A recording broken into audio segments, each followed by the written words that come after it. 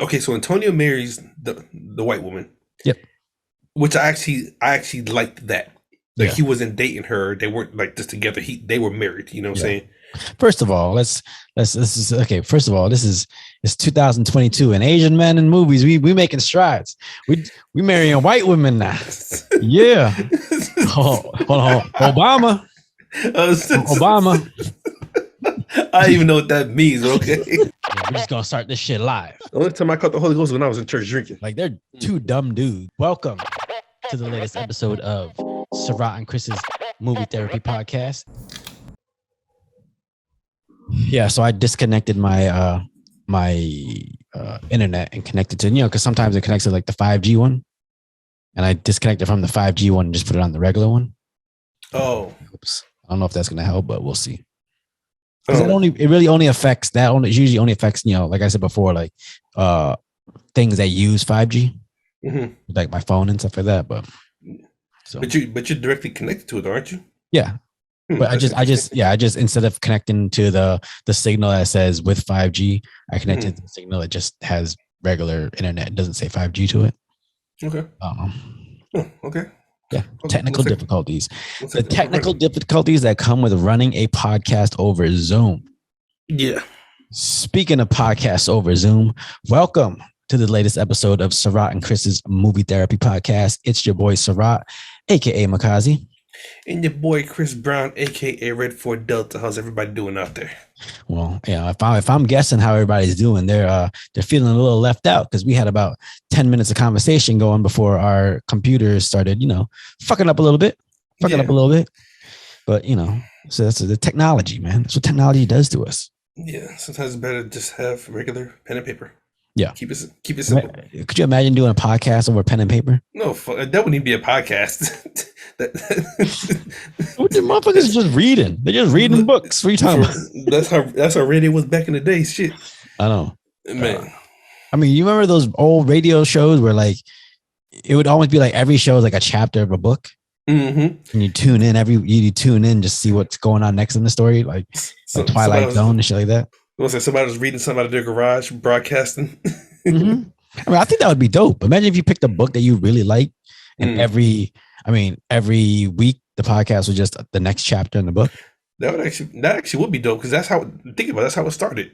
Yeah, it was either newspaper clippings or a book or whatever, and some people would sit and listen to the evening radio before bed. Yeah, it'd be like their own little like radio shows and stuff like that. Mm-hmm. I remember when I was in broadcasting school, our final was we had to do a 4-person radio show, 20-minute radio show, and each person had to do a 1-minute commercial in between.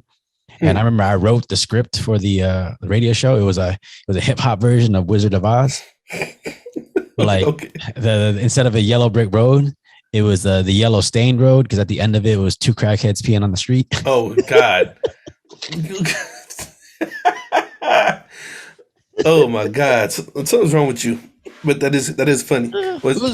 Dude, everybody in class said they actually really liked the story and they thought it was hilarious. So I mean, shoot, I'm thinking, okay, this had to be back in what 2000 maybe 2001.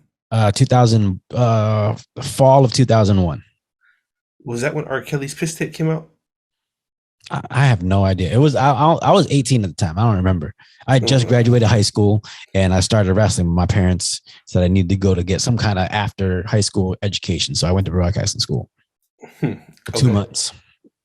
It was good though. I'd go back in a heartbeat. They teach you how to run like the sound mixing boards and radio stations, do editing on like Avid and shit like that, or news stations. That's what I did in school. Actually, I did that in church and in school. I remember. You did that in church? What kind of church got a video editing room?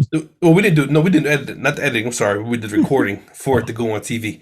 The guy in charge, he would take all the recordings, and then bring it to the studio and actually edit it out to put it on TV. So I didn't have any room in the editing room. I just did the. You sure that was church? You sure that wasn't a cult? What? Anything can be a cult these days. I don't fucking know. Yeah, I know. CrossFit can be a cult. I know, vegans, right? I don't know. Truckers. Yeah, shit. Who knows? Yeah, y'all got your own mascot. Lot lizards. Our mascot is Wills. All right. Oh man. Wheels make the trucks go around. You know what else makes things go around? Drinks. What you drinking today, brother? Yes, indeed. Due to my journey on fitness, I gotta stay true to the game. So I'm gonna start it off with a shot of Jack Daniel, as always. Yeah. Stay true to me.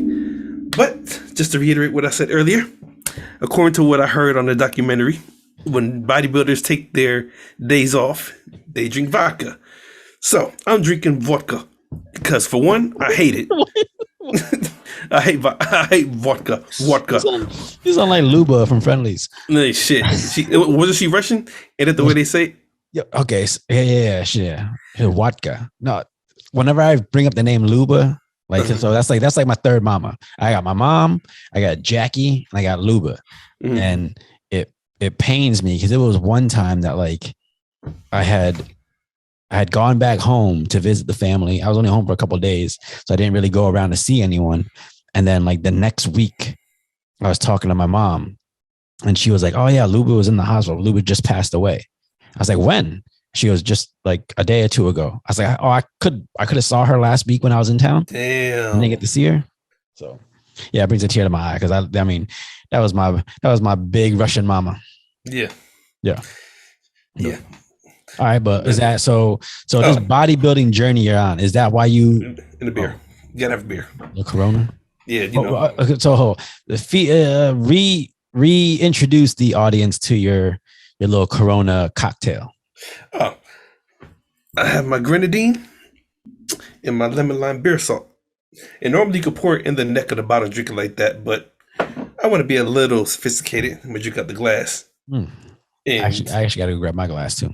I'm gonna just pour a little salt in the bottom, put the beer in there, put the little grenadine on top. I'll do it on camera. You'll see in a minute. Yeah. And that'll be my chill drink.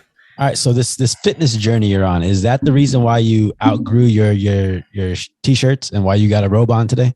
You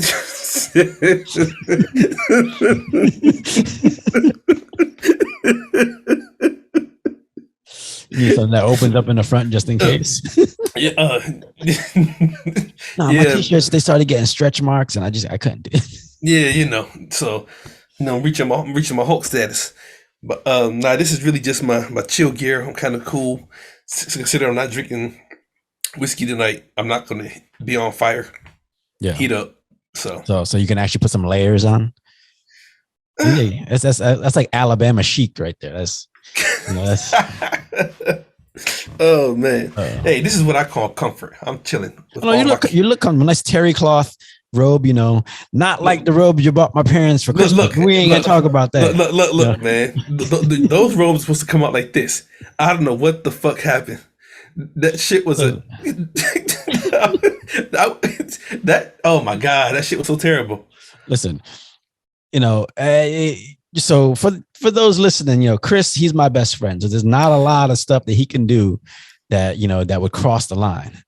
But when your boy buys your mom a sexy robe, it's kind of crossing the line. The only thing that saved it is he also bought my dad a sexy robe. So I was like, all right, it's got to be an accident. It wasn't even sexy. That shit was fucking terrible. I don't know. Look, you actually got them in your hand because I sent them to you to send to them. And when you showed me what it was, it looked like a bed sheet had more thread than what them damn robes had. Some straight Ocean State, even Ocean State job like other ones. Oh man, it looked like they took the little Patriot emblem and just ironed it on. Like, yeah, this will work. Looks like they printed that shit out from the computer and just hell yeah. Yeah, this was terrible. I was like, yo, what the hell is that? He said, this is what you ordered. I said, no, the fuck is not. Oh man, bro, I remember I was cracking up. It was like cheap satin, not even like good satin. It was nah. That if you walked into a hotel and those were your sheets, you'd be like, yo, my dog get better cloth on her bed than what the robes are made out of.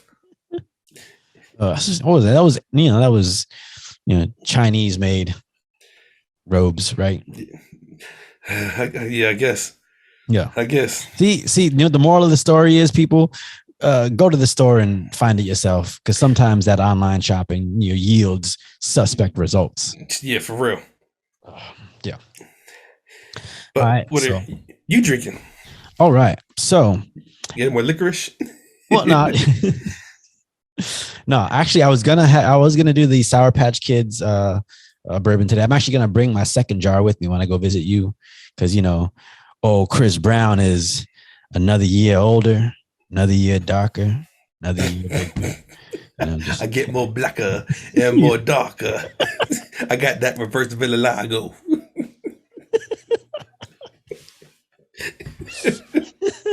But okay, so since I'm not drinking the Sour Patch Kids bourbon, I actually dipped into my stash of Sugarland Shine Appalachian Apple Pie Moonshine. You brought that one when we was in Gatlinburg? I remember that one. Yeah, and this is I've had this for a year and I haven't popped it open. You just opened it for the first time today. Nice. Woo! Yeah, good. At least you ate today. Shit. Yeah, I know. I had to, especially but I'm trying to keep. I got to try to keep back to my fast. I can't just push off eat until after the podcast. I gotta, because we film a little later in the day. So yeah. But that's for my shot for my drinks. We're doing seltzers this week, and I got 2 different flavors, but same brand. These are by Artisanal Brewworks. It's Warheads Extreme Sour. Warheads, okay, interesting. Mm-hmm. Okay. Ooh, sour. All right, cool. Extreme sour. Yeah, let me know how that one is, because that one doesn't even tickle my fancy. I don't know. So this one's lemon. The other flavor is Chris Brown cherry. What the fuck?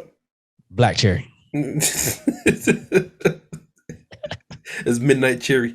Shit. But yeah, all right. So the both by Warheads. Are you gonna be able to drink both of those? They sound sweet. I don't know. There's both 16 ounces, 5% alcohol, so not too bad. But it's by Artisanal Brewworks. I was at the ABC Liquor the other day and I just saw them. I was like, oh, a little variety pack. So I thought I'd pick it up. It's only got 2% sugar. No. Total sugar is 0, 2% carbs, 100 calories per can. So it's not too bad. Oh, okay.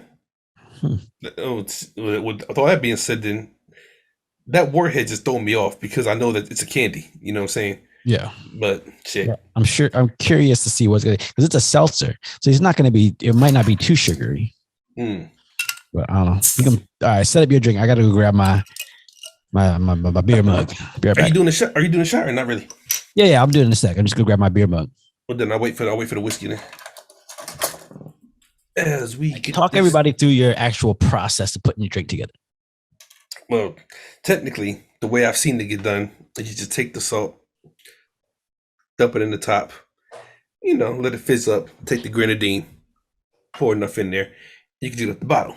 But because we're going out the glass, I do mine a little differently. I pour the salt in the bottom of the glass, just a couple of sprinkles. Yeah, that's enough. It's like he doing like black magic chemistry. Yeah, it's magic, all right. It's called nigga juice. Matter of fact, this is a part of the movie I'm about to get on you about. That's that jigaboo drink. Yeah, man. Look, and that barbecue scene,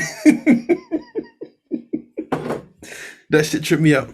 And of course, you got the beer, and then, like I said, just a little bit of grenadine just to change the color up. And just, I like the taste. It ain't for everybody, but I like it. You don't need a lot, just enough. I'm going to start with this black cherry. Ooh, smell good. Smells good. All right. Well, smelling is part of the battle. You got to smell pussy before you eat it. Bro, this is well, fuck it. We say shit like that all the time. We just starting early. Yeah. Oh, there goes my virus protection. Hold on.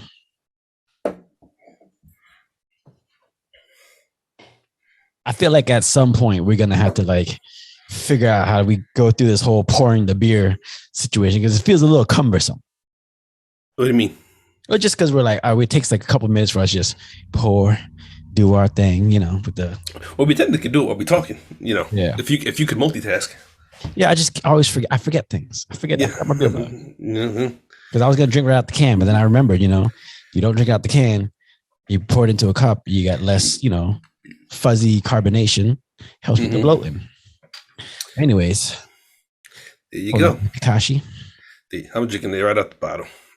I know you are. But I got my glass for the vodka.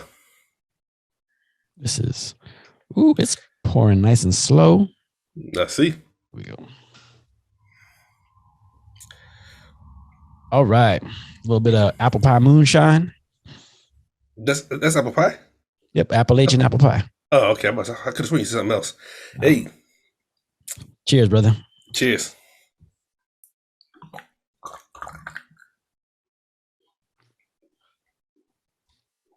That is delicious. No need for a chaser. That's delicious. Not like a good beer. I know. I swear. Speaking of, let's see this. That's what I need. I need that mug. That mug right there is sexy. Dude, this black cherry seltzer, it looks like a freeze pop, like a black cherry freeze pop. Mm-hmm. For those who aren't watching, who are just listening, it's got that nice little purple color to it. Yeah.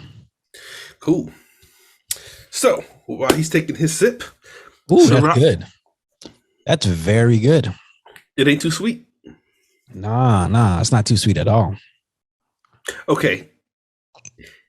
Is it sweeter than the Angry Orchards? Because you like those Angry Orchards. No, an Angry Orchard is probably way more tart than this.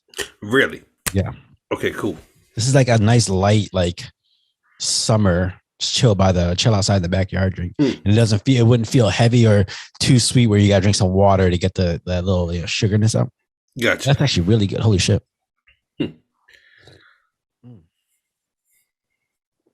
And sometimes with black cherry or even cherry stuff in general, you get that like cough medicine like taste. Mm-hmm.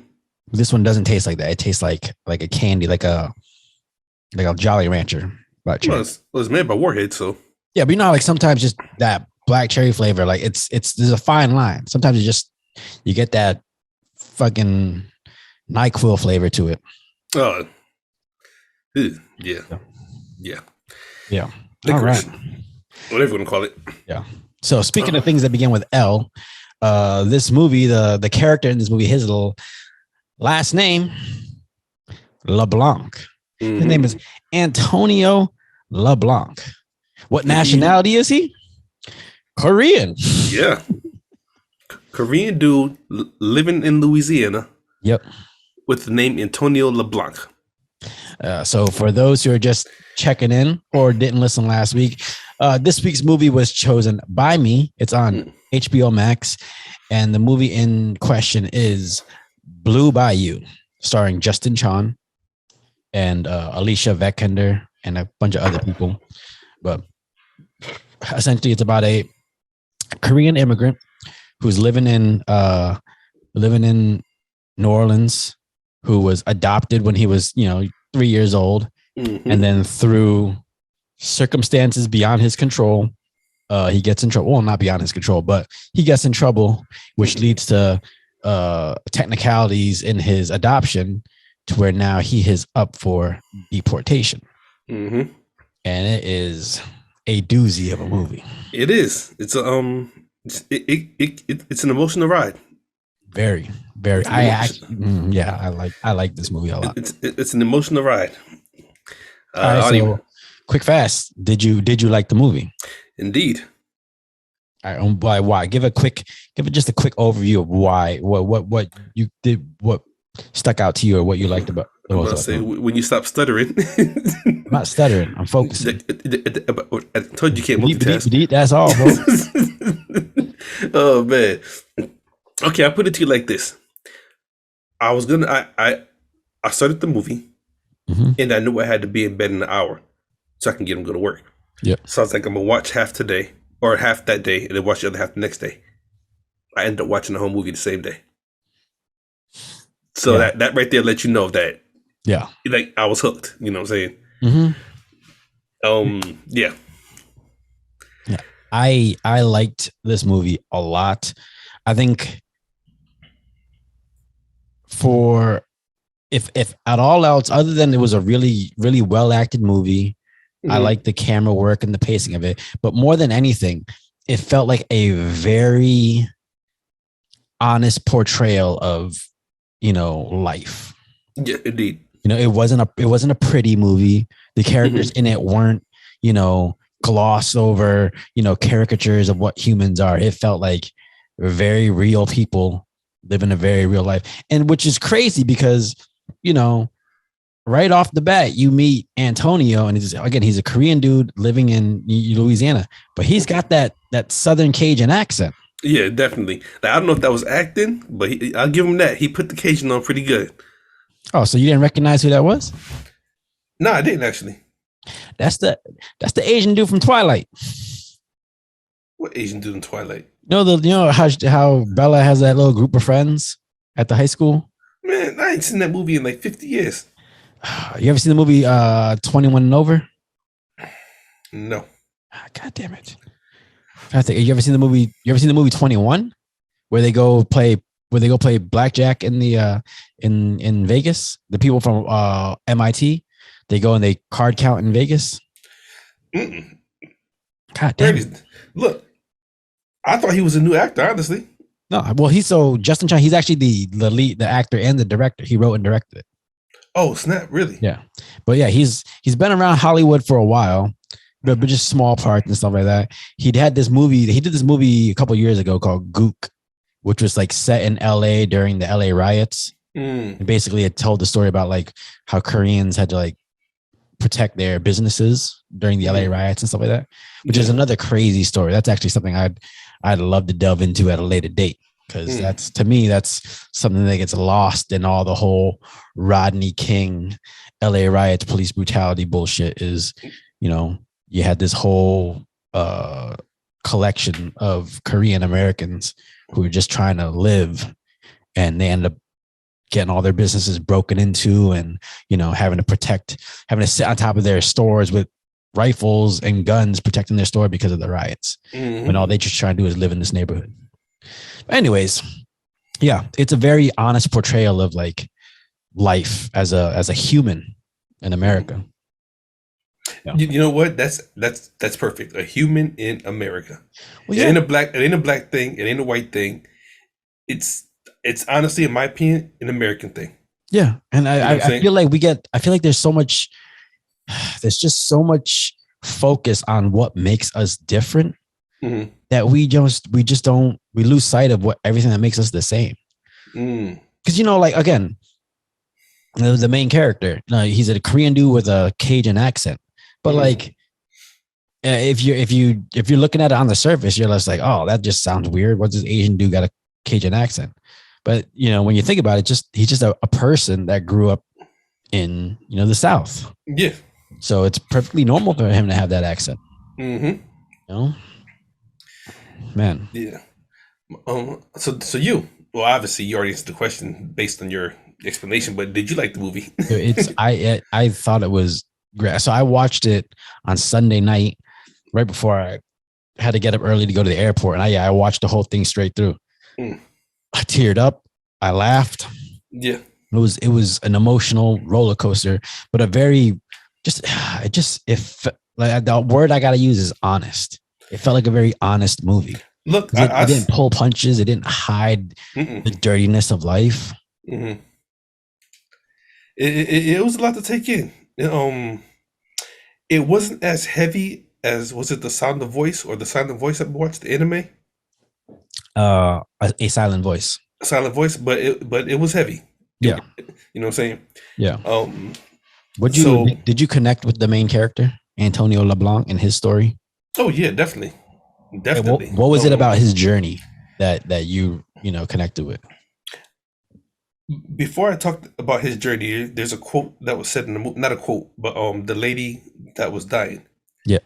I know I'm gonna get it wrong. The flower that she got tattooed on her. Was it the fleur de lis? Yeah, fleur de lis. There you go. She said the reason why she liked this because it looks like it's flowing. It's floating rather, but it has roots. Yeah. You just can't see it. Yeah. And I've always felt not necessarily like that flower, but it's like on my lifestyle where I've come from, my story between my mom and my dad's plural. Yeah. You know what I'm saying? Whatever. It's like, where did I come from? You know what I'm saying? Yeah. But when people look at me, I've been told that I'm everything people wish they could be, and I'm everything people are happy that they're not. And I take them both as a compliment because I guess it just depends on the way you look at my life, so to speak. Yeah. But that part right there, the thing about the roots. So with the main character to go to what him is knowing where you came from, but just trying to fit in where you are. Yeah. Even though you're still an outsider. Yeah. You got the accent, you know what I'm saying? And you didn't force it. It was naturally given to you, you know what I'm saying? Yeah. You got the mentality of the neighborhood, so to speak, you know what I'm saying? You basically your surroundings made you who you are, but you're still an outsider, even though it came to you honestly. Yeah. You know what I'm saying?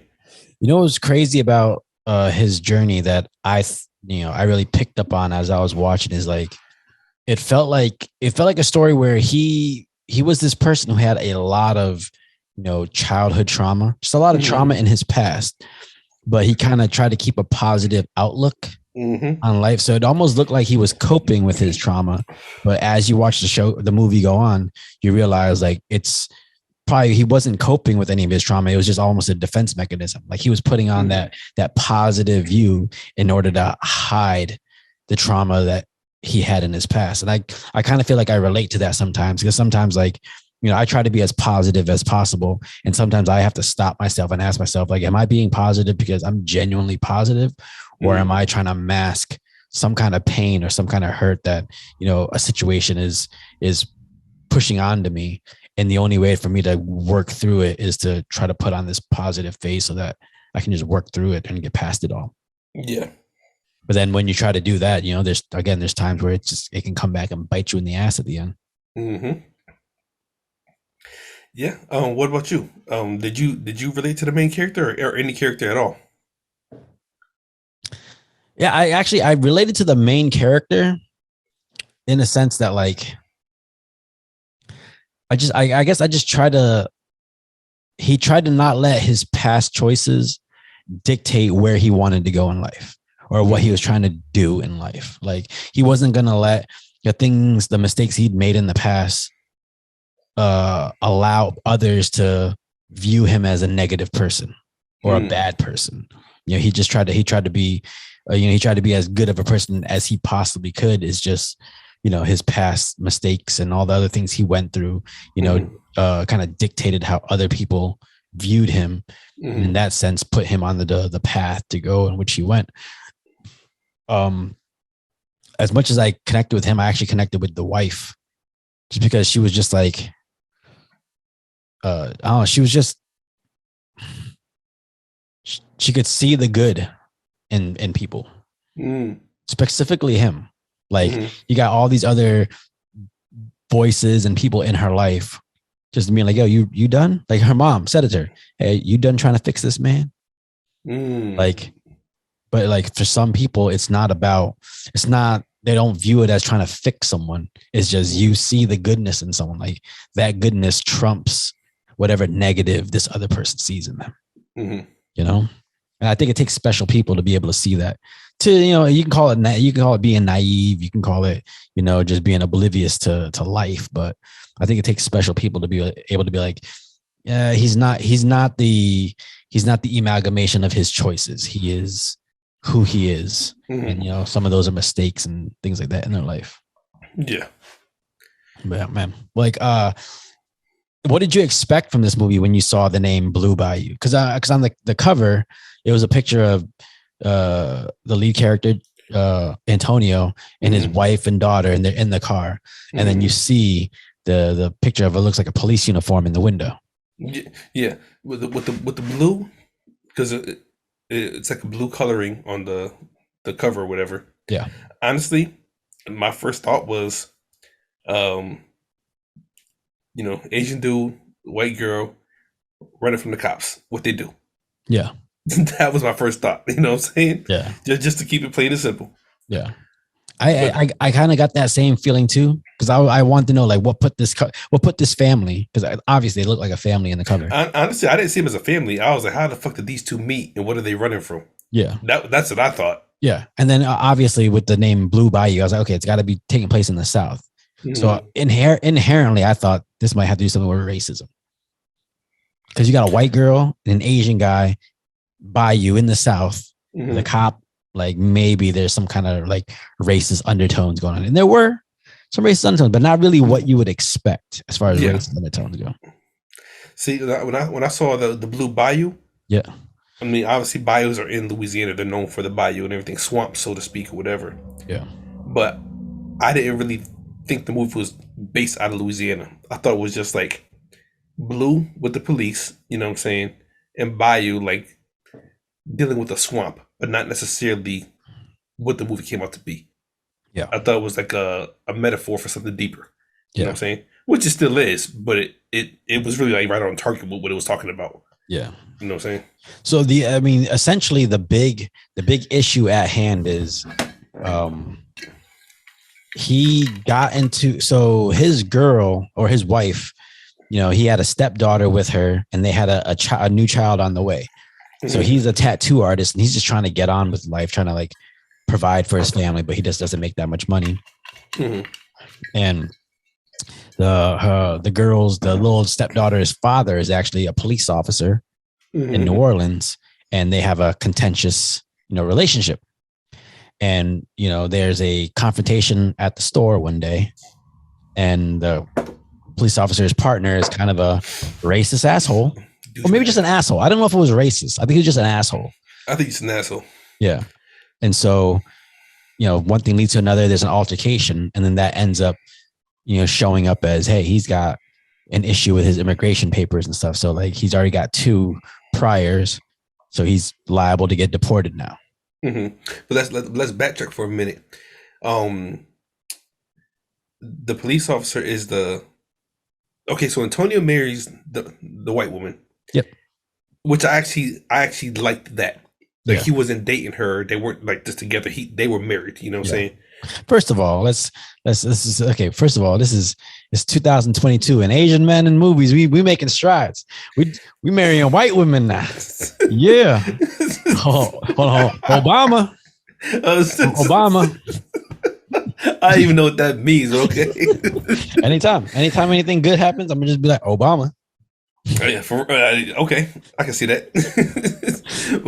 but no, I just thought it was I think it was a very modern, but not forced, you know, take on relationships, because that happens. I know a bunch of Asian men that date white women. A friend of mine that I grew up with, you know.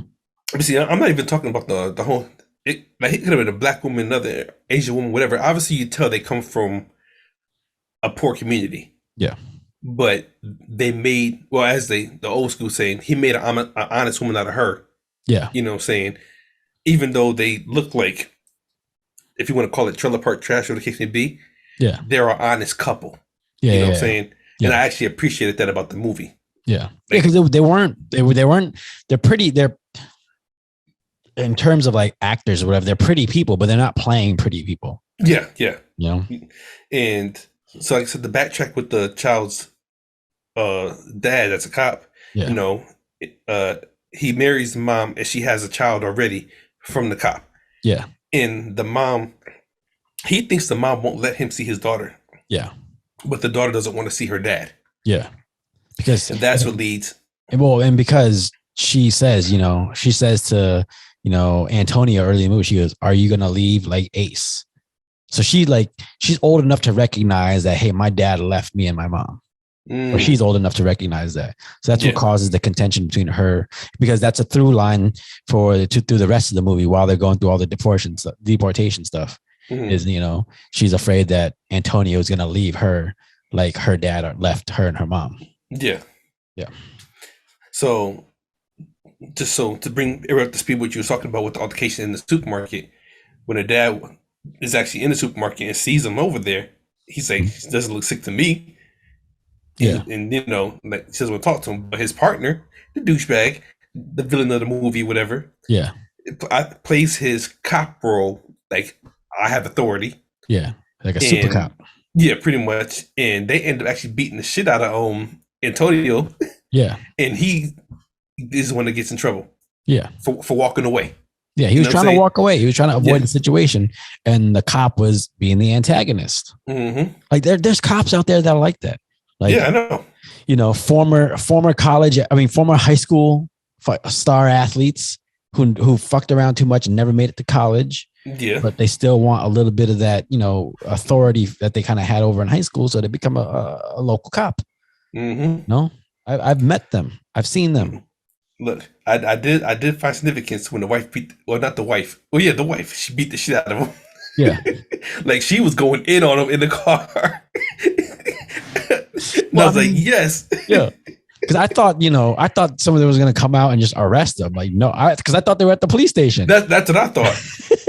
And look, and the dad stood there and watched it happen. He just heard the headlight. Mm-hmm. Well, I mean, like, oh, well, we'll get into his journey as a character too. Yeah, the movie's deep on a lot of levels. Yeah, but like, okay, first of all, like, I'm not a cop basher at all. Okay. I think cops have one of, if not the hardest jobs out there, other than a person in the army or in the armed services. In the military, yeah.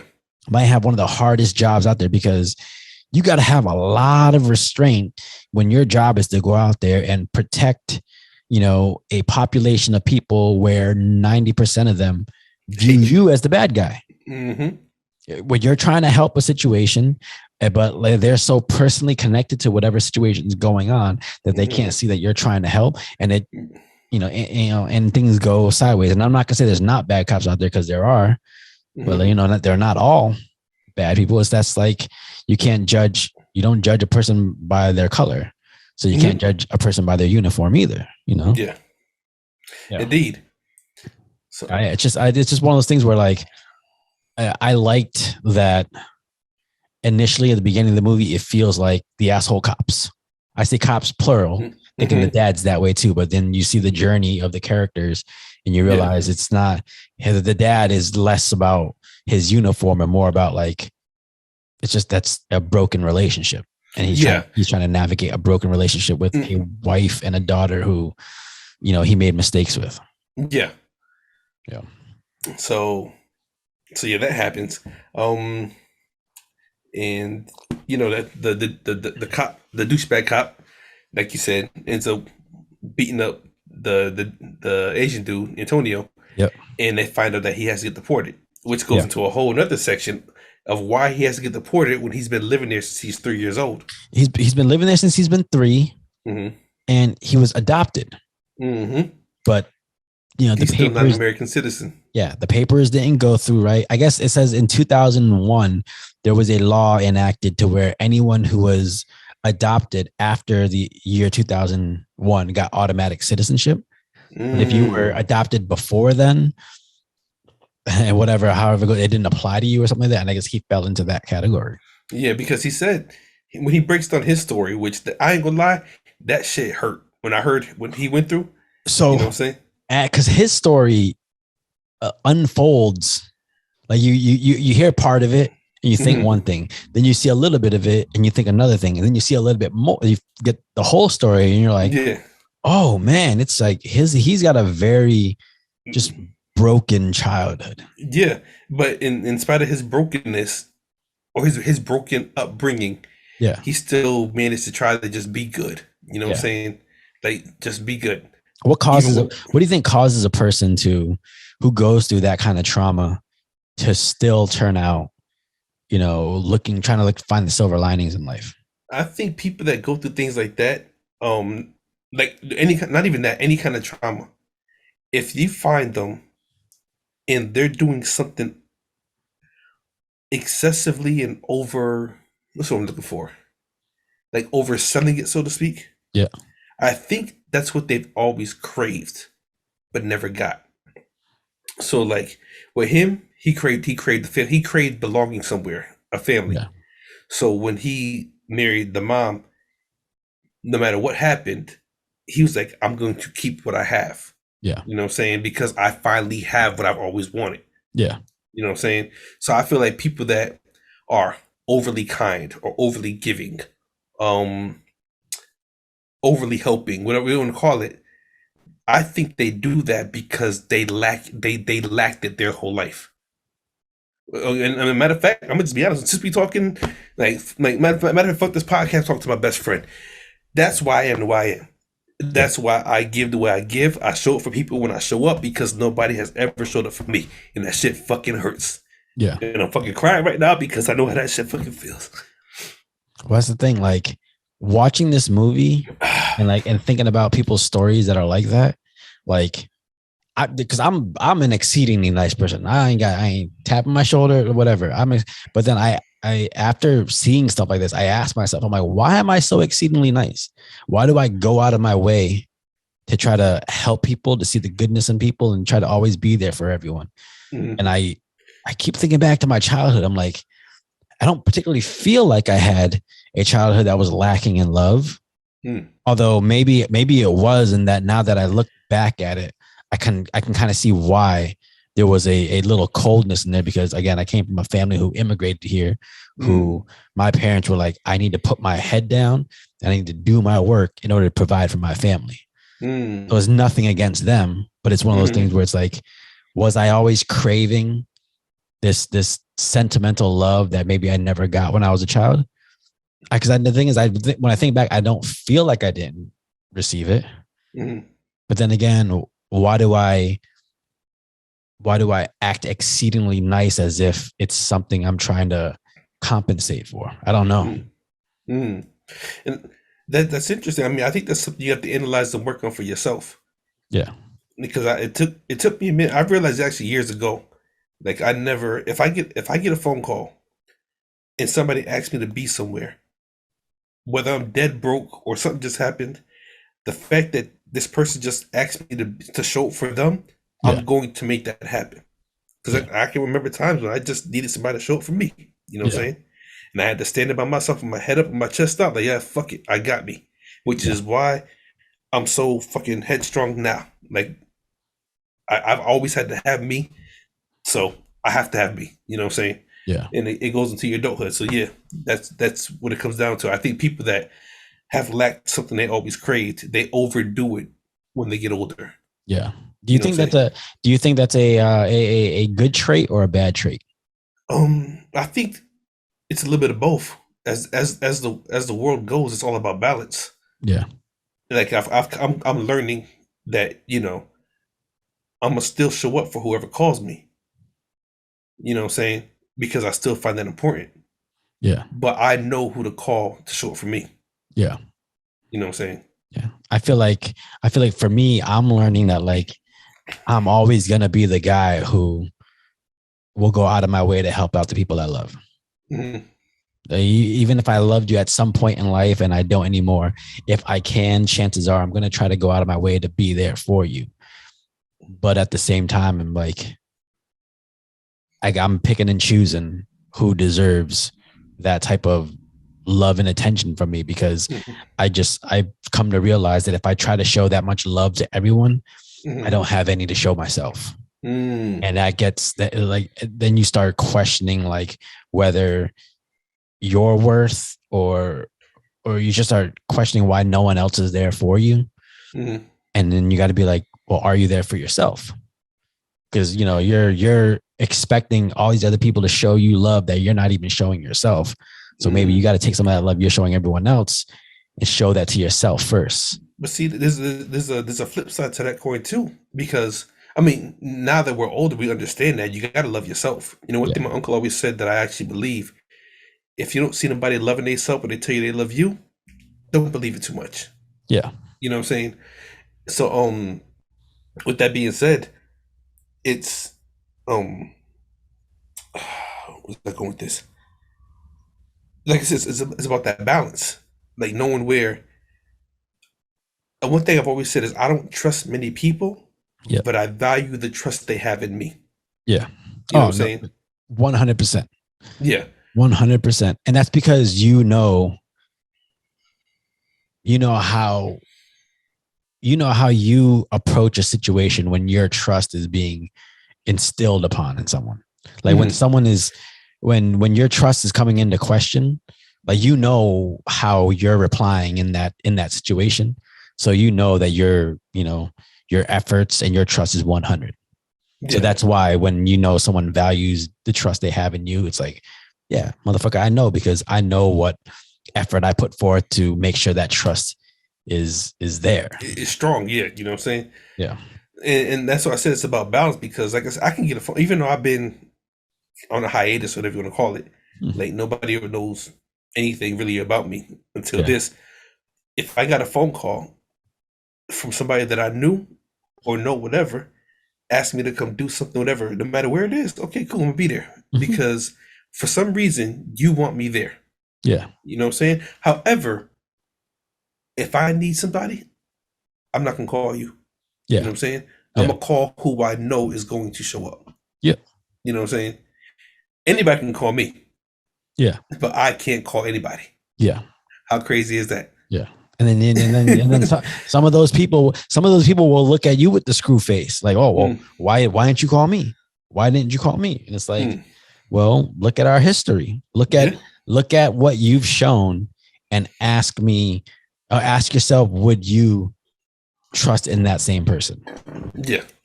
You know, it is what it is. And that some of the people you love more than anything in this world aren't the ones that you can call on when you know the shit is needed. Yeah. When, as my sister says, when the shit is shitting. Yeah.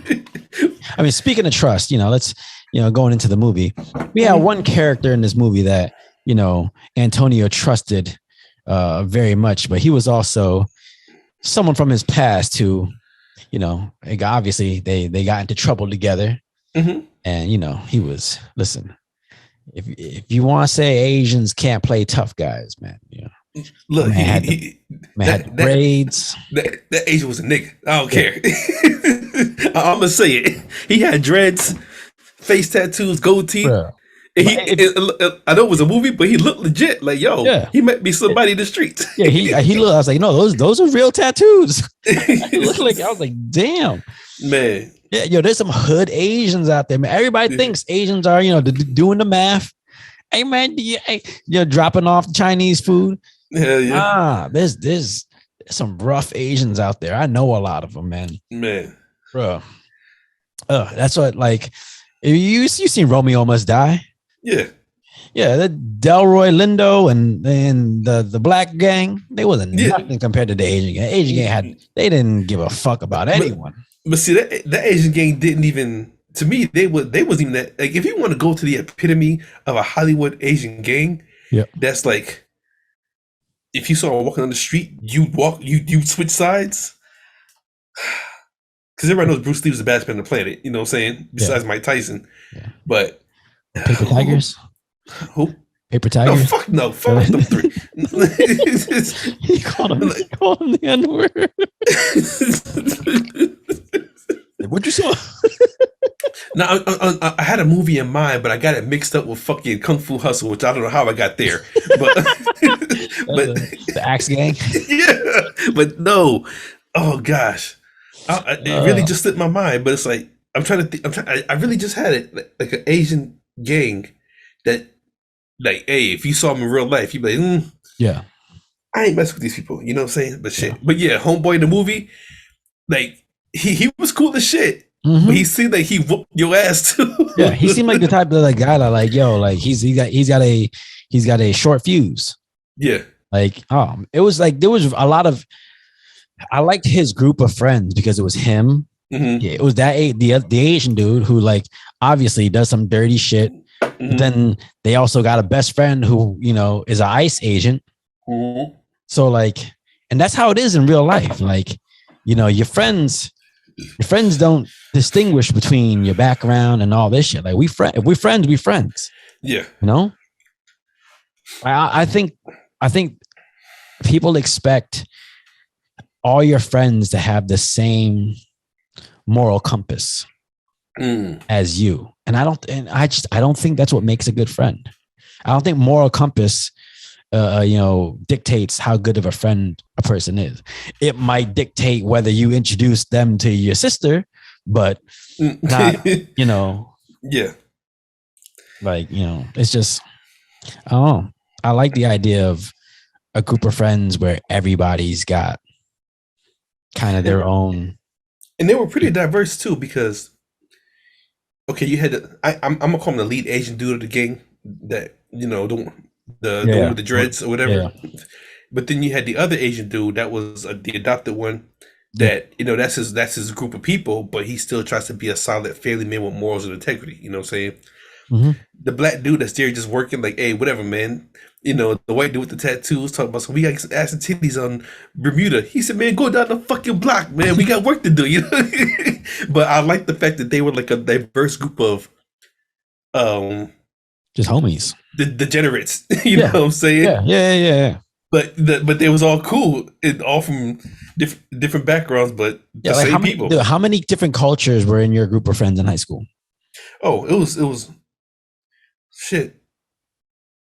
Dominican, white, dark black, light skin black, and caramel. But that was my 5 friends. You know what I'm saying? I like how you distinguish dark black with light skin black. Because, okay, matter of fact, I'm gonna say their names. Fuck it, and I hope they see it. Raymond Lemelin. You don't gotta say last names. Okay, well, it was Raymond and Johan, or Johan, they called them Matt, Eric, and me. You know what I'm saying? Yeah. And we were in computer technology. We were like 5 nerds, but at the same time, just we were degenerates. We called Raymond Pootie Tang because all the women loved him. And he was a white boy that wore skater jeans and the roach killer boots. You know what I'm saying? But the women loved him. We called him Pootie Tang. Yeah. That was my 5 group of friends. Man, my group of friends, like, it was me, my friend Aaron, who's black. I have my friend Matt, who's white. Bunch of different Puerto Rican friends. Mm-hmm. Like, I belonged to a rap group in high school where it was black, Asian, white, Puerto Rican. Like, we all used to go to my boy Alan's basement. We were recording in his basement. Like, yeah, I mean, I like that whole multicultural group of friends. I think that's way more realistic now, especially nowadays, than it would be back in like the 90s and shit in a movie. Yeah. But yeah, all right. So Antonio's trying his best to like just figure out his situation. Mm-hmm. And you come to find out he's got a lot of past trauma. Oh yeah. A lot of past trauma. I mean, first of all, he meets the Asian lady inside the hospital. And like, it almost felt like, I don't want to say it almost felt like, an Asian. Like, yeah. I caught how that it too. felt. But at the same time, like, after he went to her family's like cookout, and then she said her dad looked at him and said, he's got a nice face. He's got a good face. Mm-hmm. It was kind of one of those, like, sometimes you just kind of recognize good people. Yeah, because like I said, the outside appearance, the tattoo on his neck, and like, not necessarily a clean cut. Like, he looked like he could have been from the rough side of town. Yeah. But it takes a certain type of person to look at somebody like, yo, I feel like when he said he has a good face, that's the equivalent to he has a good heart. Yeah. You know what I'm saying? Yeah. So, yeah. Did that cookout remind you of like yours? Family cookout? Fuck yeah, it did. Look, you ain't got to finish it. I already knew. Shit. That part right there. All you Asian people that are tuned into this podcast, y'all some niggas too. They was drinking Hennessy and Heineken. Yep, that's it. That's what we do. I told you. I've been saying this forever, and people don't believe me. But Hennessy and Heineken. So Manny Pacquiao used to do ads for Hennessy. Like, that's what we drink. Oh man, that shit is funny as hell. Dude, the little girl that was trying to teach him how to make the spring roll. Yeah, and like. I ain't gonna lie, I had a fat moment. I was like, "Oh, I want one." Bro, my mom taught me how to make those. But like, one thing that I thought was dope about that scene was like, obviously his wife, like, she took to the group. Like, she's a very open person, so she took to the group, and he was the one who felt out of place. Mm-hmm. I don't know, because I think he felt like there was this sense of family there. Mm-hmm. That I kind of feel like it's the sense of family that he always wanted, but never had, so he didn't know how to operate in that moment. That's why he had to go to the bathroom and sit there for a little bit. And he Yeah. was just nervous. I think he was nervous as to like, you know, do I belong here? Are people looking at me weird and shit like that?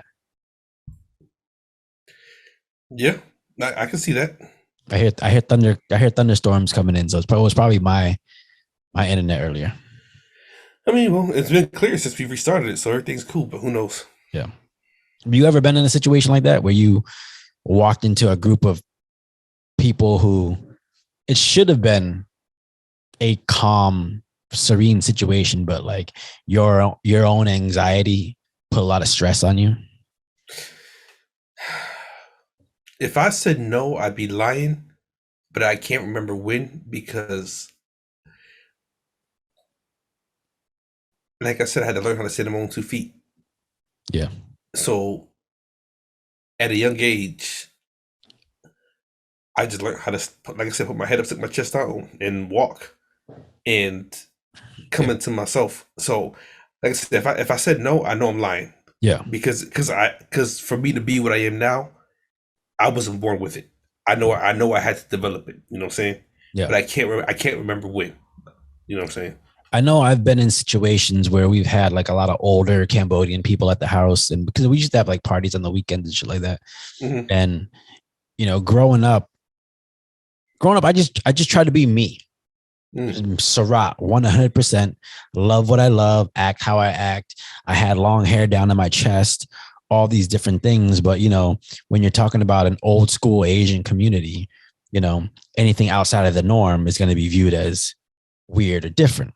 And so especially when I had my long hair, a lot of the older Cambodian people used to call me Ktoi, and Ktoi is Cambodian for gay. And so like they would look at me, but the thing is in Cambodia, like because Cambodia is right next to Thailand, and in Thailand, especially in Bangkok, they have a high what is it called? High population of like trans women, trans people.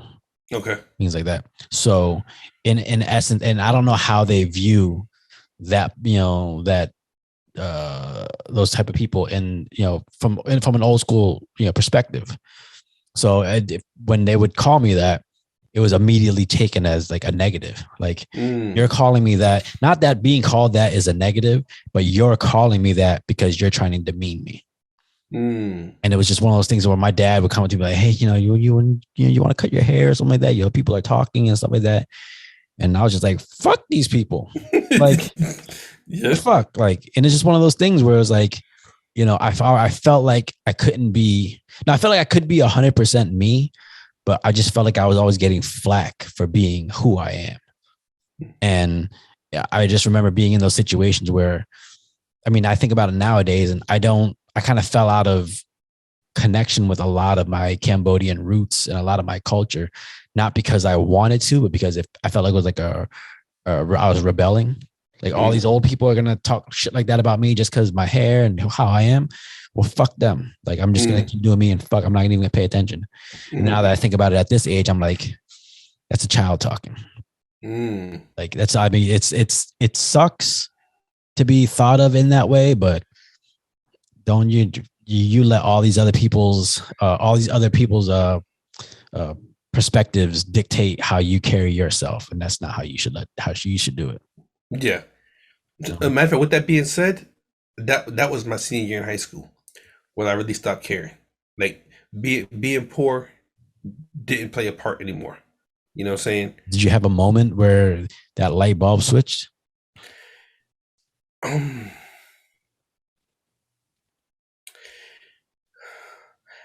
remember, I can't remember what sparked it, but I remember sitting in the mirror. In the what? In sitting in the mirror. In the mirror. Look, you remember looking in the mirror?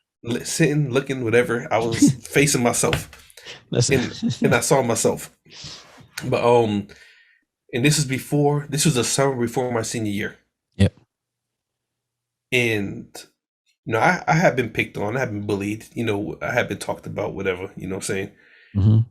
But I looked at myself and I couldn't see what everybody else saw. I couldn't see the poor.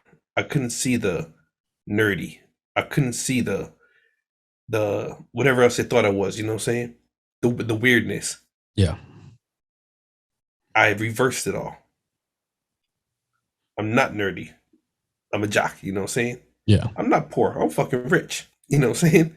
I'm not dressing bummy. I'm just right. So everything that was like a negative, I reversed it. Yeah. And whatever I felt like doing after that moment, I just did. And I know it sounds so cliche, but walking with your chest out and your head up, like, fuck y'all, is like, this is what I'm doing. And then I realized, because I played football 2 years out of high school, 10th to 12th grade. Yeah. And once I realized that I could hit, I was like, ooh, granted, I'm going to be able to fight. Yeah. But if I tackle your ass down, you're on the ground and I got you from there. You know what I'm saying? So after that, I was just like, my confidence was just like, yo, I'm me. Yeah. You know what I'm saying? And I've even dealt with that even as an adult. I've always been called weird, always. Yeah. And what bothers me the most is when black people say, you don't act like regular black people. And I say, what's regular black people? And nobody can ever answer the question. Yeah. What is regular black people? What is it? Nigga this, bitch that, weed this, fried chicken, grape soda? Is that regular black people? Because you don't like being called that either. Yeah. You know what I'm saying? So what's a regular black person? Tell me that. Yeah. You know what I'm saying? Yeah. Why? Because I like Creed and I like DMX? Come on now. Educate me. Exactly. And nobody can ever answer the question. Right. Because I feel like a lot of times, like, okay, so, and I didn't have this conversation, but I was reading something online and it kind of struck a chord with me, and it goes along with what you're talking about, because like somebody had posted this video up and it showed like a bunch of like knockoff sneakers that were being sold at a gas station somewhere. And I was looking at all the comments on it and it was just, oh man, I'm laughing at anybody wearing these shits. I'm like, and everybody was just going off on them. Like, if they ever saw anybody wearing these fake Air Force Ones and all this stuff, like they'd be clowning them and shit. Mm-hmm. And I'm just, maybe if I was 15, I might be thinking the same thing, but almost 40, I'm like, ain't nothing wrong with those shoes. Yeah. Like, hey, if you're going to wear them, you make them look good. Like if this person's going to clown you for wearing these shoes, like guess what? You paid $150 for those shoes. I paid $20 for these shoes, but my lights are on in my house. Like, what are we talking about? Yeah. Like, it's one of those things where it's like, what are we valuing? And just to move back to the point where you were talking about, like, what's a regular black person? I feel like sometimes those values aren't based off of what we as people like. It's what we think would be cool in the streets, And like, I'm not going to talk down on people who own barbershops or who become like hairdressers, because those are, great trades. And I have a lot of friends that do that, and they're the best people in the fucking world. Mm-hmm. I see a lot of young people growing up and they're like, they gravitate towards stuff like that, not because they actually want to do it. I mean, they might learn to fall in love with it later, but initially it's like one of those jobs where I can get paid money, but still be cool in the street. Mm-hmm. And in my opinion, it's like, why does being cool in the street matter so much? Just some motherfuckers on the block think you're cool. Like, come on, like aim higher. That's all I'm asking. Aim higher. There's nothing wrong with owning your own barbershop and turning it into a franchise and opening up 3 or 4 in the neighborhood. Cool. Yeah. All I'm saying is if you love something that you feel is like not hood-tastic, who cares? Love it. Chase it. Hood-tastic. I like that. Yeah. It is just chase the things you love. It don't matter what people say. Yeah. Oh. But yeah, man, like, so at one point in the movie, Antonio's he's got to come to grips with his past. Indeed. And his past, like, you start to see, I felt for his wife because, like, again, he didn't open up to her. Mm-hmm. She loved him with all his flaws, knowing there's flaws in there there's cracks in there that he ain't talking about. Mm-hmm. She still loved him anyway. And then all of a sudden these these cracks start showing, and she's like, you're about to lose your fucking family and you can't go do this.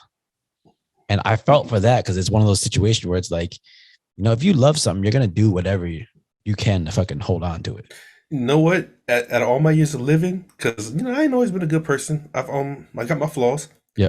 But I've had a lot of women like want to follow me to the end of the earth. You said want to, and then I was like, okay, what's he about to say with the F word? And then follow. So I was like, all right. Yeah.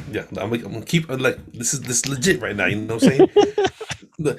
but based on my own experiences, I didn't understand what they were seeing. Yeah. You know what I'm saying? And when she was like, when she knew he was lying. Yep. All he had to do was say the truth, because at the end of the day, she still loved him. She still wanted to be with him. She still was going to follow him to the end of the earth. But he let his own flaws reflect what he thought she saw. Yeah. You know what I'm saying? So it took me now to understand that. You know what I'm saying? Yeah. Like the woman that I've talked to in my life that was like, hey, nah, I'm gonna ride with you. I'm like, no, you're not, because I ain't riding with me. Yeah. You know what I'm saying? How crazy is that? You're not gonna ride with me because I ain't riding with me, when they really are gonna ride with you. Yeah. You know what I'm saying? Yeah. It's like you're ashamed of these things that you do or you've done, when they're sitting there like I'm gonna ride with you to the end. I just need you to be honest with me and not try to hide that shit from me. Yeah. Because, and it's not, I think it's because, and that comes down to, it's not the fact that you're hiding some shit from your past.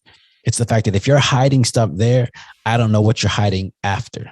Where as long as if you can be honest about your past and all that shit, then, I can trust that whatever you say to me after is honesty.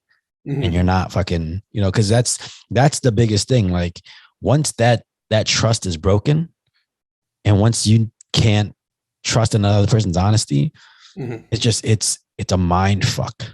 Yeah, and it makes you start living with all these questions and these insecurities that you don't need in your life. And all it does is just make everything like more hectic for everyone else in your life, because you got these things going through your brain that you don't need to have, all because this other person, it's not that they don't trust you, it's that they're ashamed of their own shit, so they can't open up to you. And it's a whole big fucking mess. Yeah, definitely. So yeah. Well, like, what'd you think of his whole, like, his childhood? Like, that was a trip down memory lane also, because he said something that really stood out to me. In two parts of the movie. All right, so before you go into that, let's give the audience an overview of like what happened. So essentially he came over to this country. He gets adopted when he was 3 years old. Well, first of all, when he left Korea, he used to tell his wife that he didn't remember anything about his mom. And then it turns out he remembers, because he got a letter. Yeah. And she told him that, she tried to drown him. He was a baby, and then she couldn't bring herself to do it. So then she sent him away to get to another country. He went to get adopted, but then they gave him up 6 months in, and then he bounced around from foster home to foster home. And then when he finally got to foster home where he thought he had parents, fucking the father beat the shit out of him every night, and the mother didn't help him at all. But then it turns out, we find out that no, the mother was getting beat too, just like he was. And they were supposed to leave together, and she chose to stay. And he just felt like another person who didn't choose me. And that's what makes that part so significant, which goes to what I was about to say, because when he's talking to the little girl, because she says, when you have your baby, because to backtrack for the people listening and watching, he's having a baby with a woman that he married, but she already had a daughter, obviously. You know what I'm saying? And the daughter says, when you have your child, you're gonna love me less, so to speak. Like, not verbatim, but basically, you're gonna love me less. And he says, is that a true thought or a blue thought? You know what I'm saying? And true meaning, is that how you really feel? Or blue, are you just sad right now because this is what you see? So he says, I chose you and your mom, and you both chose me. so we're a family. Yeah. So when you fast forward to when he's talking to his foster mom, you never chose me. Yeah. You know what I'm saying? Like it made sense at that moment when you tie those two scenes together. Yeah. It was like, damn, you know what I'm saying? Well, and the thing is, like, I felt for his wife because, like, in her mind, she's like, she didn't know the trauma that he had with his foster mom. Mm-hmm. He just knew that he didn't talk to her anymore. He told her that she was dead. She was dead, yeah. Yeah. So then all of a sudden she finds out, no, she's alive. And all you need to do is go talk to her and ask her to come to this meeting. Because if she doesn't come, then you're going to lose your family and you don't want to do it. Like, I can sympathize with her. Like, the fuck? You're supposed to do everything in your fucking power to save our family, and you're not going to do it. Yeah. Like, and you understand coming from his perspective, but you got to understand from hers too. Like, if she don't know the trauma, you can't expect her to empathize with you. Yeah. Just how it is. I feel like there's a lot of people out there that won't open up 100%, but expect you to treat them and sympathize with them as if you know their whole story. I feel like that goes back to the previous movie, Nothing to Hide. Nothing's ever 100%. Yeah, exactly. But the thing is, they didn't expect the other people to treat them a certain way because of their own past. Like it was almost like I'm not saying that he expected her to treat him a certain way, but it's almost like you can't expect someone to have your back 100% if they don't know you the entire story, because they can't have your back 100% because they don't know everything. They can only have your back 100% of 80% because they only know 80%. That makes sense. Yeah. Man, it's like, it was a very like, it's a very like emotionally like up and down movie. Yeah. Oh yeah, definitely. That's why I said it was heavy. That's why I feel like the sound of voice was definitely a lot heavier. But this was right up there. This is second to that. You know what I'm saying? Yeah. But movies like this are like, there's just, man, there's like these type of human stories are like my favorite kinds of movies. Because you're watching people live, and like a lot of times you can watch it and you can just, you can see yourself in characters. You can pull parts of the movie out and just apply them to your life. Like, for instance, for me, it's just one of those things where it's like, you can't hide your past. You got to be okay with opening up about your past if you truly want other people to understand you. Which is why in the last podcast I talk about, me stealing money and shit like that. Like, it's just something not a lot of people know and not something I really ever talk about, but it is a part of me, and I should talk about it more because to me that's my lowest point. Me being at that point, and that dictates how far I will allow myself to go before I have to stop myself and be like, hey, like, you can't go down this route, brother. Just fucking just and own up to your shit and just keep going. Like, stop trying to stop thinking you can always get out of it. Yeah, indeed. Or I guess trying to. In his case, because he did the same thing. Basically, he went to stealing bikes. And them bikes was nice though. Yeah, they was.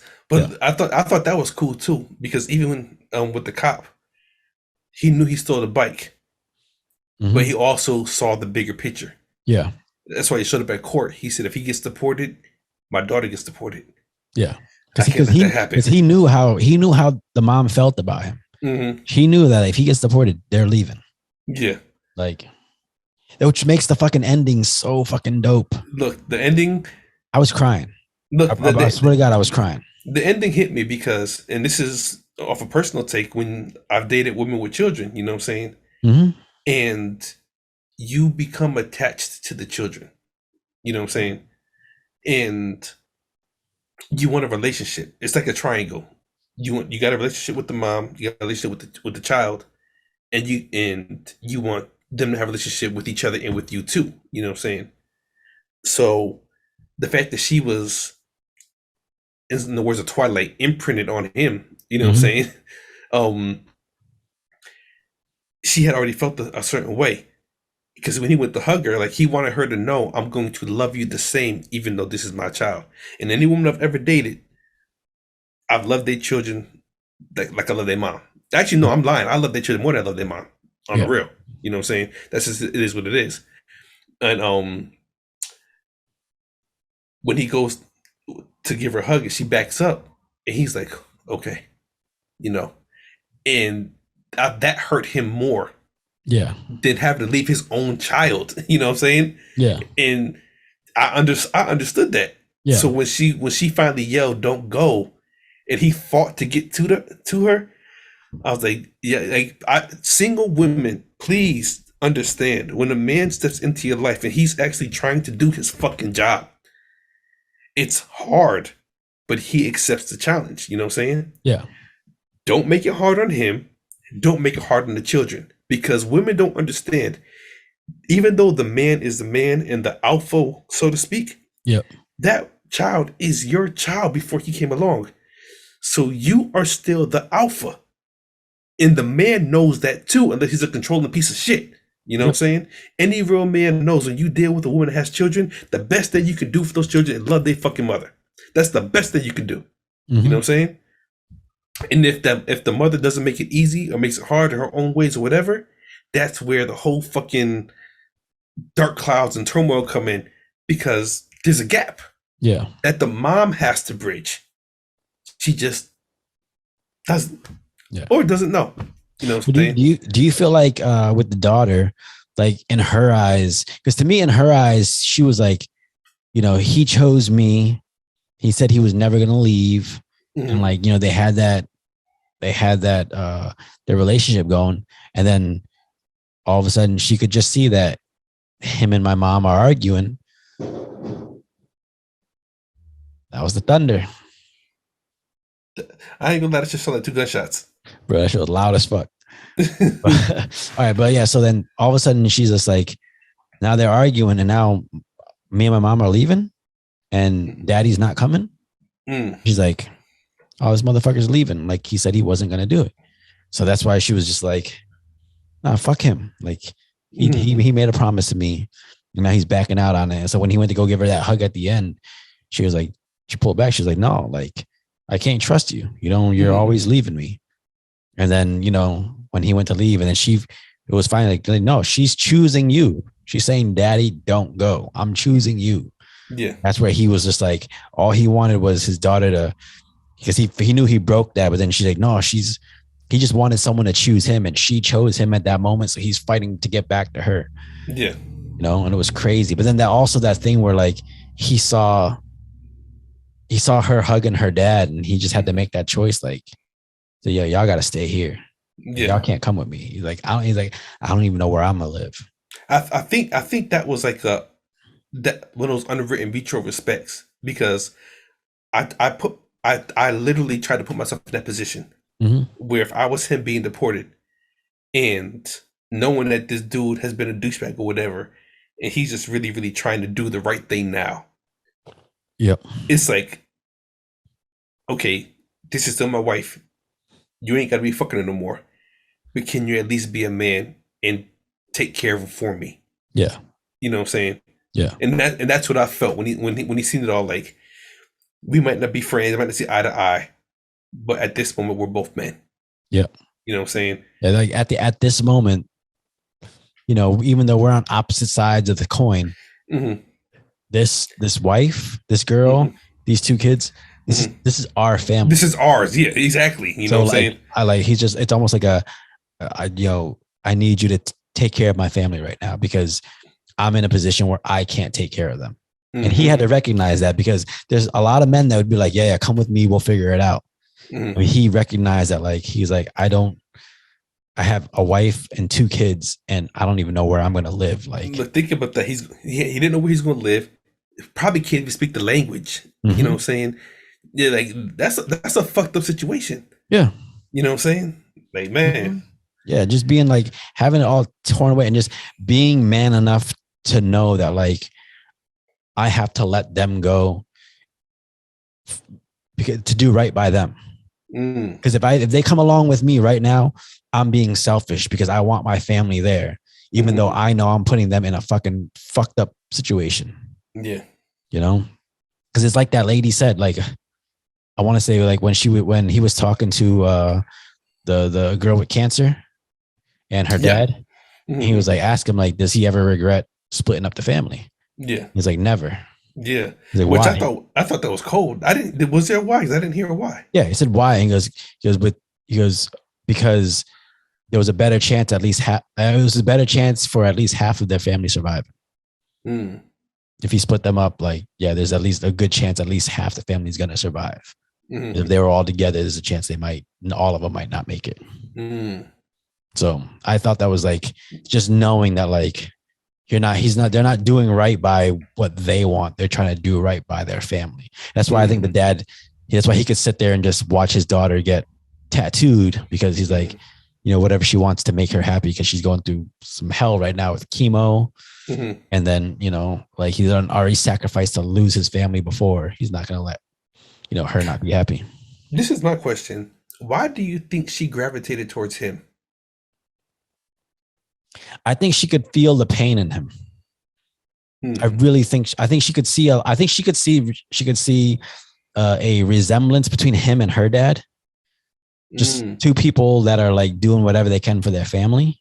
Because, you know, when she saw him out there, she saw that he just had a kid in the hospital. And she sees him out there just trying to get people to do tattoos. So she recognized that, like, he's trying to provide for his family, just like her dad did. And then it's just one of those things where it's like a good person who wasn't judging her for, you know, going through chemo, having no hair and stuff like that. Yeah. I thought it was cold when she went to go get her second tattoo. Yeah. Yo, why are you here? Yeah, it's like he goes, this isn't your therapy session. You think you can get tattoos just to make yourself feel better? Then you'll just leave. I was just like, but I mean, he was projecting his own pain onto her. Yeah. That happens a lot, right? People project. Definitely.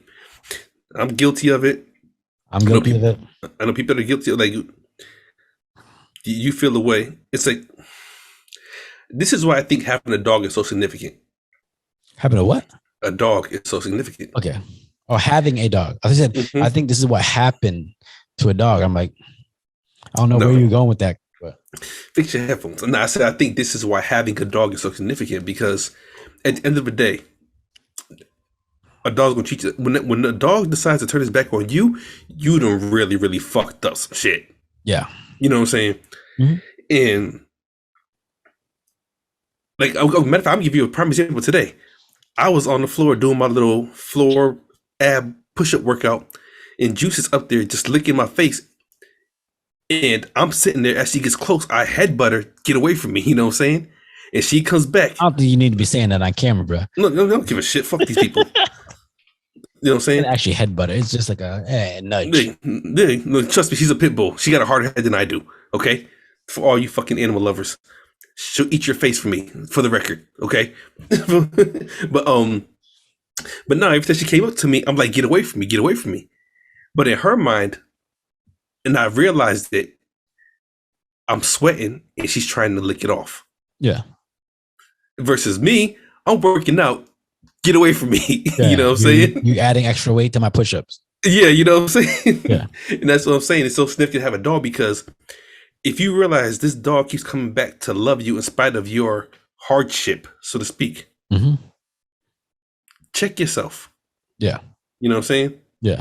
Because even though I was working out, it's a hardship because I'm working out. You know what I'm saying? Yeah. And the dog is like, he's sweating. Yeah. He's hot. It tastes he good. Needs help. And he's hot. Yeah. Let me go make him feel better real quick. Yeah. You know what I'm saying? Or she wanted the fucking Jack Daniels kick. She's like, oh yes, whiskey time. But yeah, that's what I'm saying. Like, a dog is going to love you regardless. Yeah. You know what I'm saying? And if you abuse that dog, what's that say about you? And no matter what you do to that dog, it still comes back. You know what I'm saying? Bro, I watch, listen, this is one of my vices, and that it's not good for me. I shouldn't be doing it, but I do it way too much. And I watch I watch dog rescue videos on YouTube. Like, just people going out and, like, a puppy left out in a landfill somewhere, or some guy. Like I just watched one today. This dude drove like 12 hours across the fucking country because he got a call saying there was just some dog left out in like the middle of the desert somewhere, and he had to go out there and find a little puppy, a little 2-3 month old puppy. And like there's other ones where they'll find a dog. Like there was one where they found a dog laying there, and there was another dog like protecting it, and they were trying to figure out why the other dog couldn't move. And when they got it to the vet and took X-rays, like dog had 2 bullets in it, and then the other dog that was protecting it had a bullet in its leg. So someone fucking fired off on these dogs and just left them there.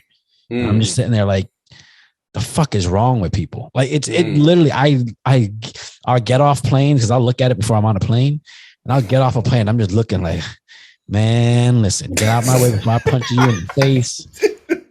It angers me so much because I'm just like, these people, like, cause especially like puppies, they're just innocent creatures who just want to be loved. And you're so into your own shit or whatever's going on in your life that you're just gonna, just for fun, shoot a dog with some pellets or some bullets or do all this shit. Like, what the fuck is wrong with you? Yeah. I don't know. I'm real protective of innocent hearts. Very protective. Yeah. That's why I felt bad for the child, because the child is just like, she just wanted her dad. She wanted her dad, and her first dad left her. So then this other dad came into her life. Now he's leaving her. And it's just like, and she doesn't know any better. She's just like, what's going on? Like, why is my dad not here anymore? Man. All right. So that you said you had some words about that cookout. Was it because of the Hennessy and Heineken? Yeah, that was it. That's what I just said. Y'all some, I said it already. Y'all I didn't know if there's any more to that scene. Because we did karaoke at the parties too, just like they was doing. Yeah, definitely. You know what I'm saying? Barbecue and grilling out. Yeah. But I just found it funny because, even in your history, where you was chilling with somebody and you ordered some Hennessy and they looked at you like you had 3 foreheads. You know what I'm saying? Yeah. Black dude in New York. Yeah. High profile black dude. But I said, he asked me what I wanted because he was getting drinks, and I said Hennessy. He looked at me like I was just, I can't say it that way. Never mind. He looked like I was just trying to like fit in. I was gonna say it a different way, but I ain't trying to get canceled on here. Yeah, I was trying to get my N-word card. Yeah, yeah, pretty much. You know what I'm saying? No. But me knowing you was like I drink Jack Daniel. That's my drink. You know what I'm saying? I can't stand Hennessy. It's too fucking syrupy for me. You know what I'm saying? Yeah. Does that make me less black? Yeah. Somebody tell me. You know what I'm saying? So what's your take on, because I think at the end of the day, the big take from this is just like, the judicial system in the US is fucked up. Definitely. In a sense where like I get there's criminals out there, there's people out there who aren't adding anything to life and, probably don't belong in this country. But I think the mistake that a lot of people make is they're like, well, I was born in this country, so I deserve to be here. Where I know a lot of immigrants who I feel are way more American than a lot of people who were born in this country.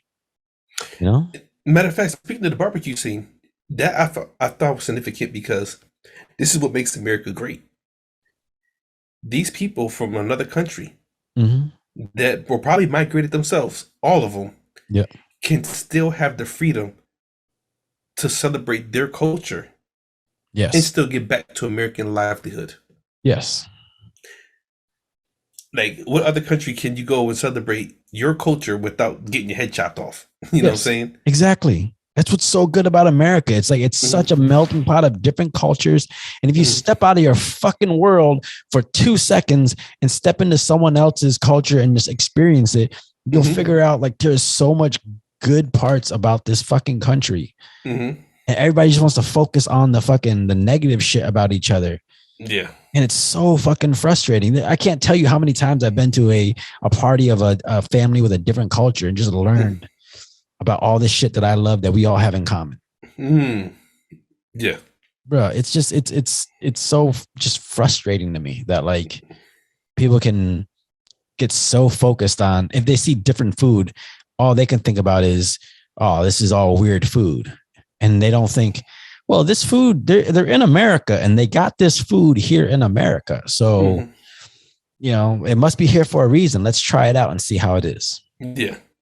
My sister-in-law's husband, blah, blah, blah. There's one of my sister-in-law's sister's husbands. Okay, I'm about to say you messed me up with that one. Your sister-in-law's husband. I was like, would it be your brother?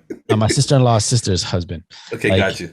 He would always go over to my sister-in-law's parents' house, but he would never try the food.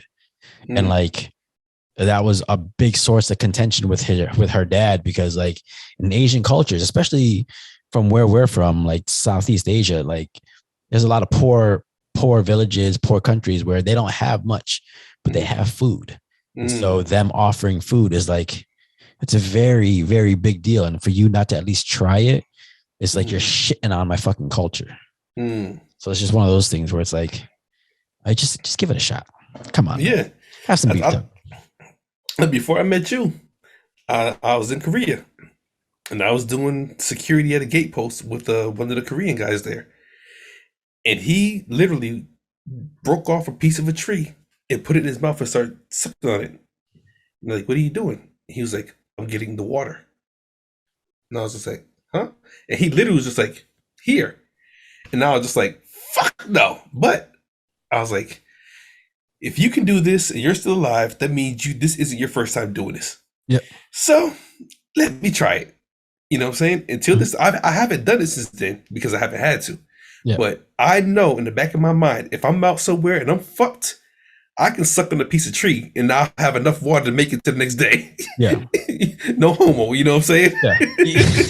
Just say it. Just give me that big brown stick over there. That's why I said no homo, because I had to fix that. But I learned that from another culture. But here's the thing. Okay, here's the thing.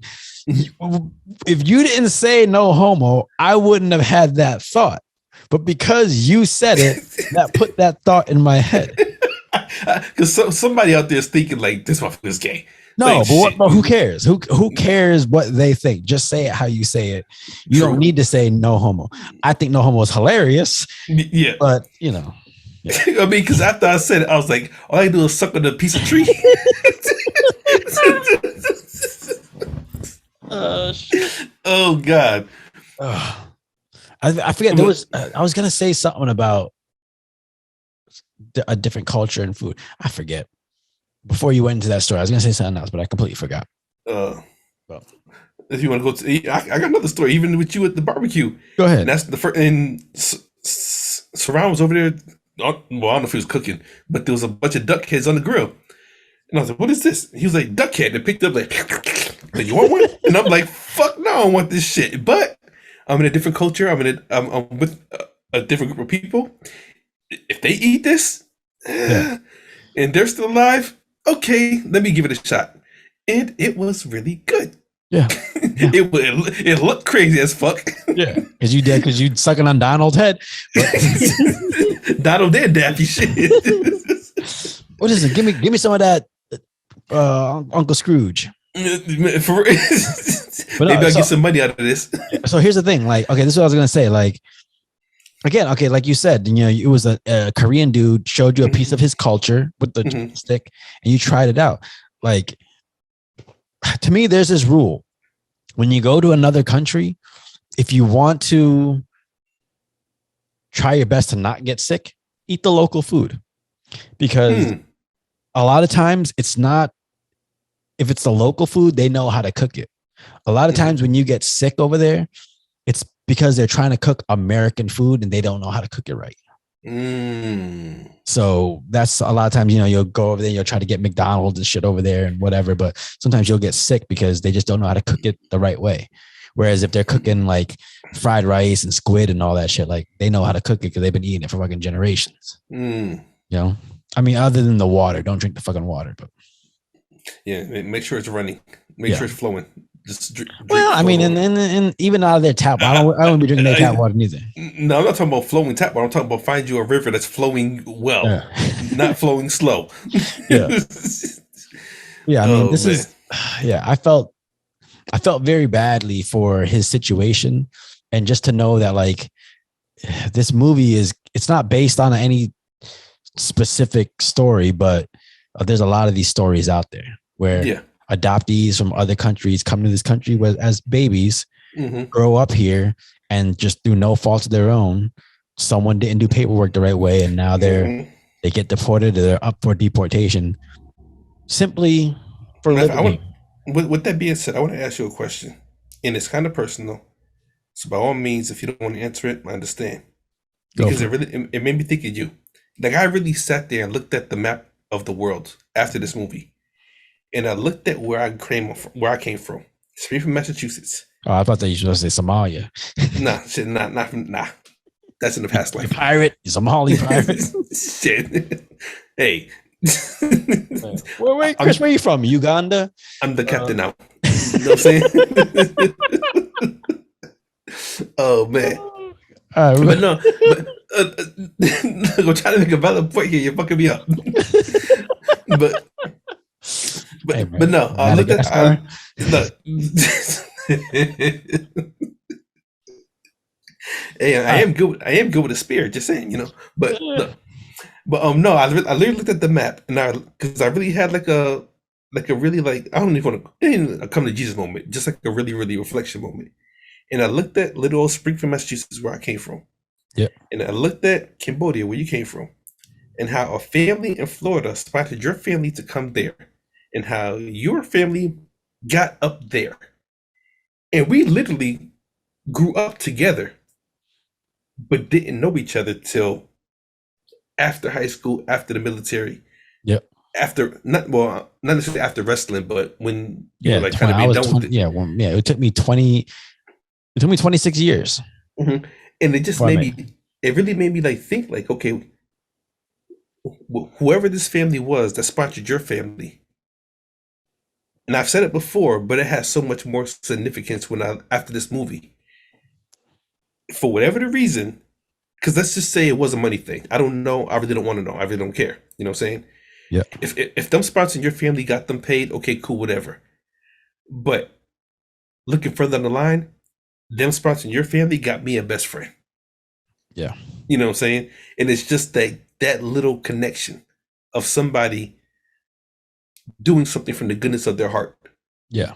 Because looking at the movie, it made me feel like, especially at the end when they did the credits, they showed the people that are facing the deportation and everything else like that. Yeah.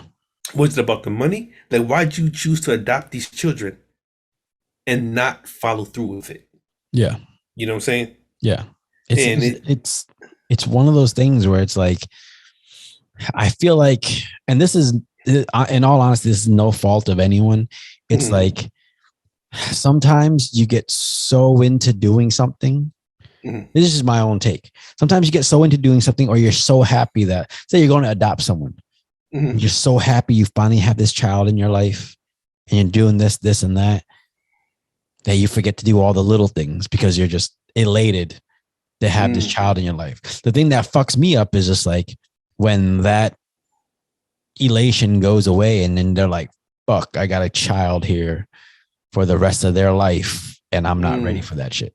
This is why, and this is again, and I hate to compare kids to dogs, but like this happens with pets a lot, where people will get a pet just because for whatever reason, and then shit happens, and then like 8 months later they give up the dog, they do this or that, and it's like that dog doesn't know any better. He just knows that I had this family for the last 8 months, and now they don't want me anymore. And it fucking, like, when I see situations like that, I'm just like, like, I feel bad because like a child, a dog can go down the wrong path too. You can get like an aggressive dog, not because it chose to be aggressive, but because it's in the system, and it's got all these things working against it, and all it wants is to be loved, just like a child. All a child wants is to be loved and to be taught to love. And through no fault of their own, circumstances take it in a direction that leads them down a life of fucking turmoil. So yeah. So fucking good movie, man. Oh yeah, definitely. Very emotional. Yeah, yeah, yeah, yeah. We don't run across some movies, man. Bro, and I'll be honest, I was trying to find a movie that was like uplifting, Yeah. like fun. Like we've been watching some like sentimental shit, which is good, but like I was hoping to find something that was like, you know, that fucking that was fun and laughing. But that was my thoughts on when I picked Nothing to Hide. I thought it was, like I said, I really thought it was gonna be a comedy. yeah, That shit was like, whoa. You know what I'm yeah, saying? yeah.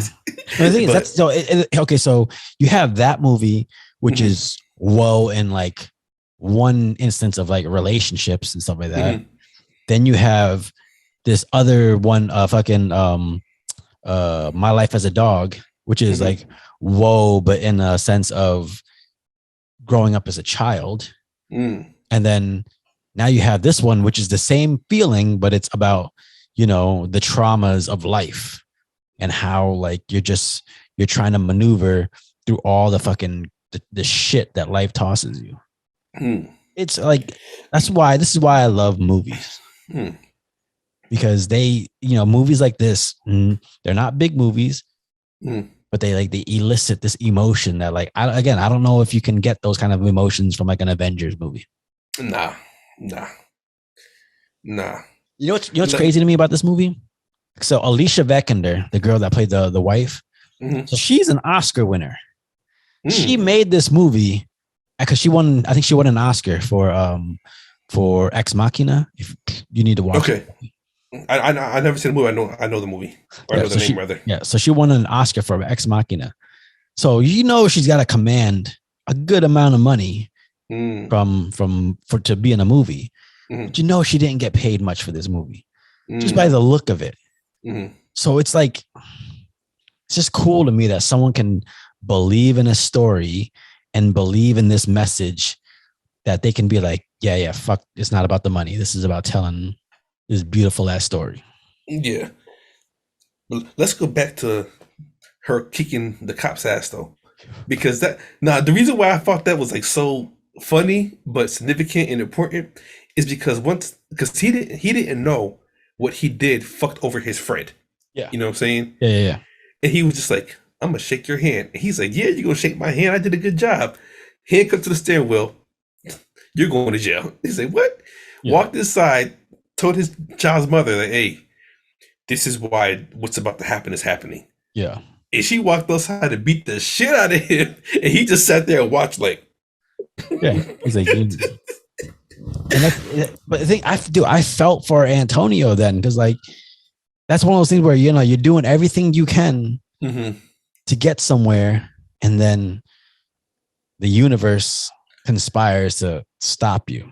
yeah, And that begs the question: was it the universe's plan to be like to show this family what a good man is, but to let you know that like you being in their life might not be the best for them right now? mm, It makes me wonder, because it makes me wonder if the dad didn't have Antonio to be his arch nemesis, mm-hmm, and to go through this scenario with the daughter and about to lose his daughter, would it ever cause him to be a better man? mm, I don't know. Because like if like he might, it's almost like he recognized that like in this situation where I'm going right now, like I can't take care of my family, but all this needed to happen so that he could be the right man to take care of this family. mm, yeah. I don't know. That's I feel like crazy. sometimes the world, like it feels like sometimes the Lord works in mysterious ways. Like you got to learn this lesson, but it might not turn out the way you want, because all he wants is he wants to do right by his family. Like the girl says, sometimes you just want to do right, but it just doesn't turn out the way you want it to be. Yeah. That was the coldest message I think in the entire movie. Yeah. That's when they're sitting on the dock, right? Yeah. Yeah. The idea that like you can do everything right, and like what you want is what's needed. It might just not come about the way you want it to. Yeah. Mm. Yeah. What you want is what's needed. It just might not come out the way you want it to. Man, if I had a nick for every time I tried that shit. bro. I mean, it's like I'll use you as an example, man. You made the choice to move to Germany to try to be with your daughter, your baby mama and all stuff, to do right by them and all this stuff. And, to show them what a good man can be. But at the end of the day, it was like, it's not going to be good for any of us if I stay here. Yeah. Because it's gonna be, I can't be here. Yeah. Yeah. And and all you wanted was to do right by your family, to be the father that you should be and all this stuff. Mm-hmm. But in order to do that, you can't be here right now, because otherwise it's going to turn you into someone that no one wants to be around. Yeah. It's just wild, man. That's shit. I can't say shit about that, but yeah. Yeah. Yeah, man. Yeah. Yeah. All right. So final thoughts on Blue Bayou. What's your final take out of this movie? What did you get from it? This may seem so simple, but it was really, really deep to me. When you're thinking something, understand the difference of a true thought and a blue thought. I get that. I like that. Just understand the difference. Yeah. Are you thinking this because you feel something right now? Or are you thinking this because it's actually really true? Yeah. Because then that determines how you react on it. Yeah. So because one's a true reaction and one's an emotional reaction. Mm-hmm. Yeah. I think for me, it's that thing on the dock where it's like, everything can turn out the way you want it to. It might just not happen the way you want it to. It's like if you just because you want something, or just because you want to do right, doesn't mean you can't do right. It just means sometimes doing right doesn't work in your favor. You got to be okay with that. Yeah, it's fucking. It's a hard pill to swallow. Yeah, man. So, I guess with that being said, if we're ending, I'm gonna do one last shot of vodka. Well, that's Blue Bayou on HBO Max, starring Justin Chon. Go watch it, please. It's a good ass fucking movie. Indeed, it really is. Indeed.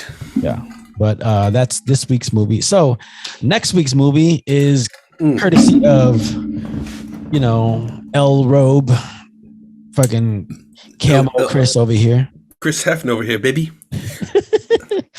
Yeah. All right. So, Chris, everybody who listens to this podcast knows Chris likes to pick his movie right before we start filming. Yeah. And I'm sure this week is no different. It is, but I'm actually not really happy about this one. I'm not, because I feel like our last maybe 3 movies or so has been like intense dramas. Yep. And this is going to sound really, really bad. I feel like this is supposed to be an intense drama, but it's not. Even though I literally picked it off the title. Not even uncovered the title. But after like reading the little description that came with it, yep, I'm like, I don't want to keep doing these type of movies. Like, no, I want to, but like not consecutively. You know what I'm saying? All right, so give me a second. I gotta take a piss. Fuck, man. I thought you was gonna make it. Like for the first time, you're gonna make it. I almost did. Oh man, ladies and gentlemen, welcome to Movie Therapy Podcast. I'm hoping you're enjoying rocking with us as we enjoy rocking with y'all. Like you said, like my best friend says, we're a bunch of idiots just talking about movies that we can relate to, that can help us either grow, reflect, understand. At the end of the day, it's really all about just trying to be better individuals. So if you're on that same path and watching the movies with us, I hope you get that same energy. That you look at them and they help you reflect on you to become a better version of yourself. I'm having trouble walking. I'm having trouble walking right now, bro. You know the saying, right? I got a lot of sayings going through my head right now, but you know that saying. It ain't none of them super. Once you go black, you're gonna need a wheelchair. No, just kidding. What?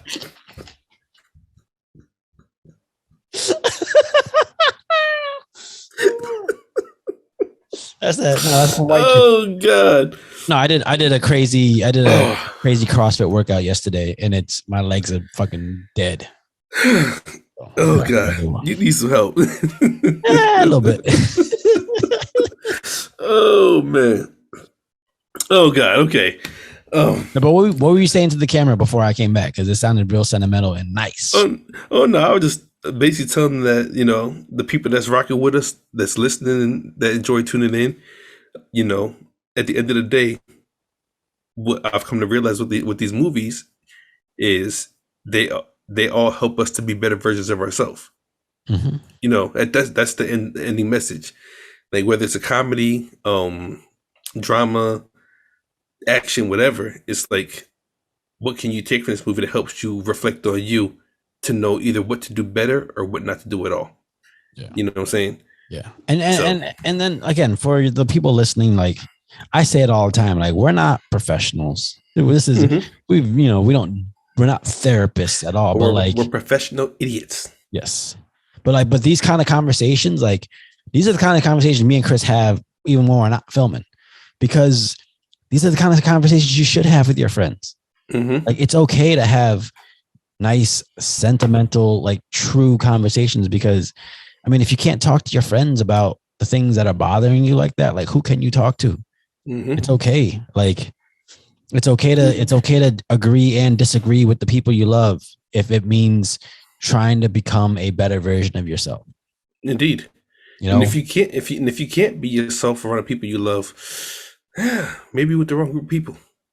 Yeah, you might need to take a fucking audit of the people you have in your life and just ask yourself why they're in your life. Now, sometimes you have those friends in your life who are just there to clown.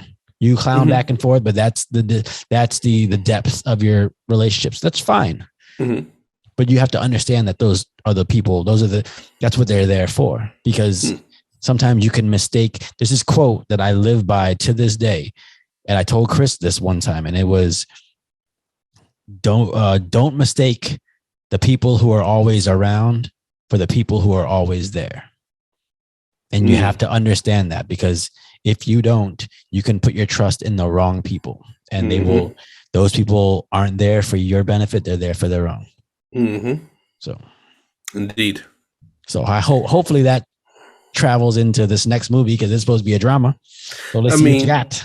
I literally picked it. It's called Bird Box. Have you seen it? Bird Box. Is that with the blindfolds? Yep, that's what the cover looks like. Sandra Bullock. Yep.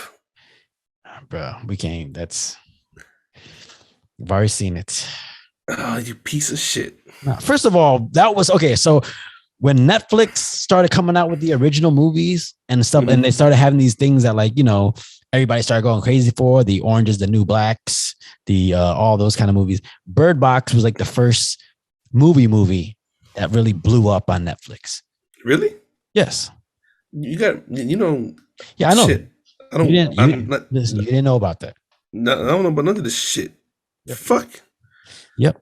But yeah, there you go. Now, okay, you said you wasn't feeling good about it, so it's okay. I mean, because I literally picked it off the title, and I was like, okay, we're about to start. But I was like, oh, another drama, and I was like, but this is why I was like kind of go back and forth, because the last few dramas we watched weren't American made, and they were like deep thought dramas. Yeah, I didn't want this one to be a drama in the American category, but be like surface level. Okay, so here's my question. Okay, that movie is called Bird Box, and the cover is Sandra Bullock with a blindfold on her face. And is she holding a child? Yeah, and this one, yeah, but on Netflix, it's just a child with the blindfold. And you didn't think it was a drama? Well, I knew that, but it was the first movie that came up. I'm going with the first one. I think this is either this Bird Box, she got blindfold. I think this is some S&M shit. I think we're talking about pigeons and sex. No. And yeah. Fuck. She's into some shit. Fuck. All right. So yeah. Okay. It's been a while since we had that. It's been a while since we had the whole somebody picked the movie and the other person saw it. Yeah. I like this. This is terrible. No, but you know what? This gives you a second chance to. I mean, I actually really want to do an anime. That's what I was looking for. I want to do an animated cartoon. Go for it. But just make sure it isn't a series, because I know. And right now, looking at my phone, I have no idea what the fuck is here. No, Bird Box is a good movie, and I recommend watching it. It's dope. But again, yeah, there was a big, like, before the Squid Games, before all those, before Netflix really started getting big with all their original stuff, Stranger Things is and all that. It was Bird Box was that big one. Gotcha. Right. Yeah. So I mean, when I picked Blue Bayou, like, I had heard it mentioned in some podcast. I forget, but somebody just said, yeah, they had watched something and like, oh yeah, Justin Chon and stuff like that. So I remember the name Justin Chon from a bunch of different movies I had seen. And then when I saw the cover of Blue Bayou, I was like, oh, that's not what I thought. So that's why I went in that direction. I'm really glad I did, because I didn't expect that kind of movie from him. I remember him he playing the goofy student in 21 who was stealing all the toiletries from the hotel and shit like that. In Twilight, he was just the side friend that was at school. I remember when Bella gets to school, they had that little group of friends. I remember them, like the original movie. That I didn't know he was in it. That's why I said it was 50 years ago. He was the one that was like the head of like the newspaper who wanted to do the article on her. Yeah. Oh, okay.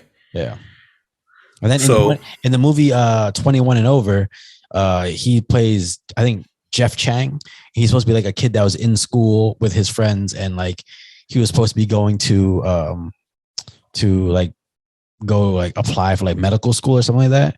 And so for his 21st birthday, his friends all take him out and they all get drunk, and then all of a sudden they lose track of him. They can't find him anywhere, and they gotta retrace their steps to see where to find him. But like he's gonna miss his entrance exam to the medical school.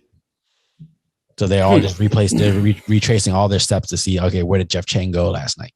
Because he got so fucking blasted drunk that we just lost track of him. Okay. Yeah. So I have a second, and I literally heard this from a friend of mine that I was actually talking to earlier today. For some reason, I actually remember the title of the damn movie. It's on Netflix. Okay. It's called You Don't Know Me.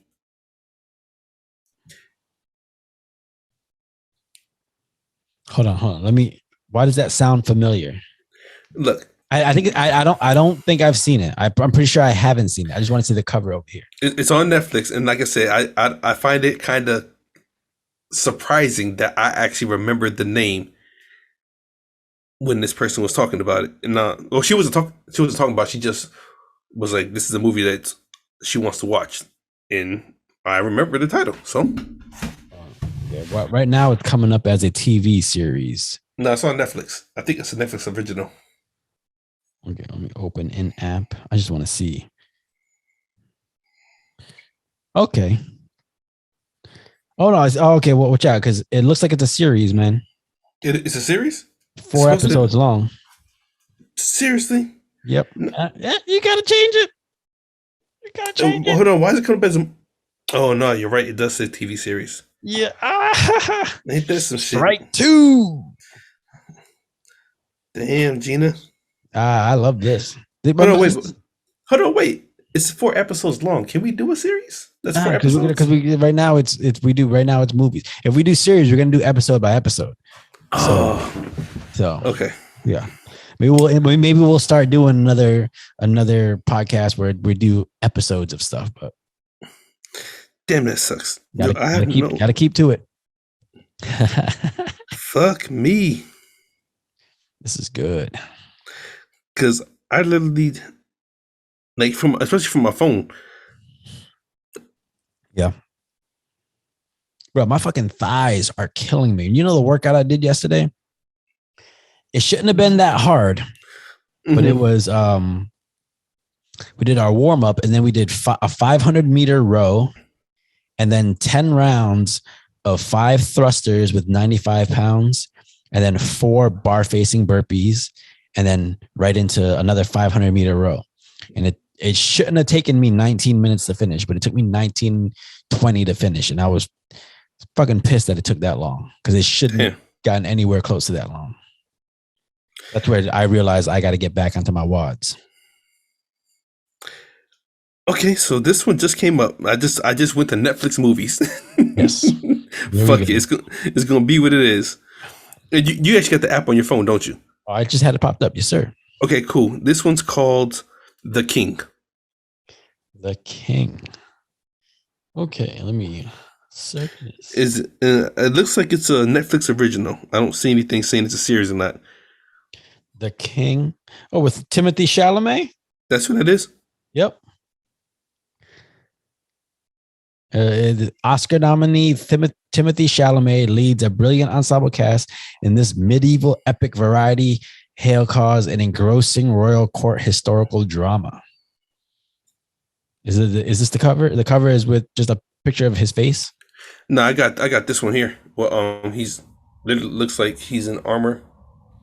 Yeah, that's the. Is that because you got the Netflix app? Is that the? Yeah, it's an app. If you see on the corner. Yeah, the very first one, right? Yeah, right. Not here, but on the other side of this my finger. Yeah, that one. I mean, it's called The King, and it looks like Timothée what? Chalamet. That's the dude from Beautiful Boy. Yeah, and Dune. No, this looks like it's gonna be it. All right, I like a little medieval drama. Look, fuck it. This is literally last minute. That's what we're going with. Fuck it. The King on Netflix, motherfuckers. I love this shit. I literally was just fishing. This is gonna be good. All right. So what are you expecting to get out of this movie? I'm hoping nothing like Game of Thrones. Well, yeah, because we've been dealing with a lot of like cerebral, very introspective movies. Do you think this movie is going to be on par with a lot of that?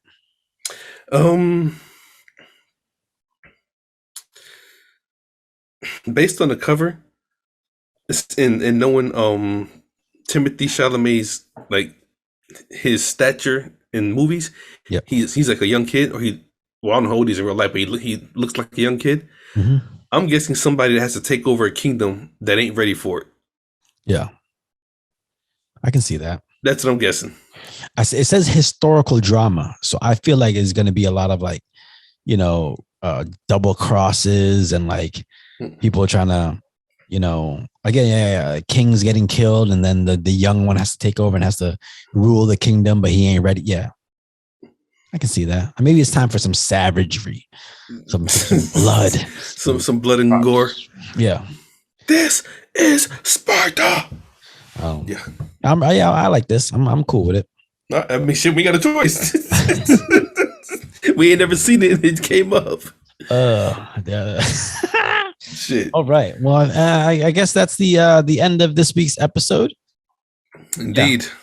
Go watch Blue Bayou. Like, just really good. It's definitely a good movie. I mean, in my opinion, out of all the movies we picked, my favorite one is The Sound of Voice. Yeah. And if this isn't my second, it's still the goddamn, I can't think of the name. Anthony Hopkins. One of the first movies we did. Yeah, I forget the name of that one. God damn it. I don't know why I just lost the one where he played the black dude. Yeah. Oh man. I think I don't know. I don't know about if I could say my favorite, just because a lot of these movies have been different. Yeah, definitely. I mean, between A Silent Voice, Blue Bayou, and My Life as a Dog, like, yeah, there's been some really fucking good movies lately. Yeah. So I'm curious. I'm curious to see if the King. I don't know, because part of me also loves Wolf Cop. Wolf Cop was. You know what I was thinking about earlier? That fucking rock paper scissors movie. Oh, the fucking one where they were playing cards. The cards and the clown and shit. Because you know what I thought about it? Because it had the potential to be so good to me. Bro, and it just went somewhere else. Like, yo, where's this going? Yeah, because it started off as it looked like a superhero movie to start.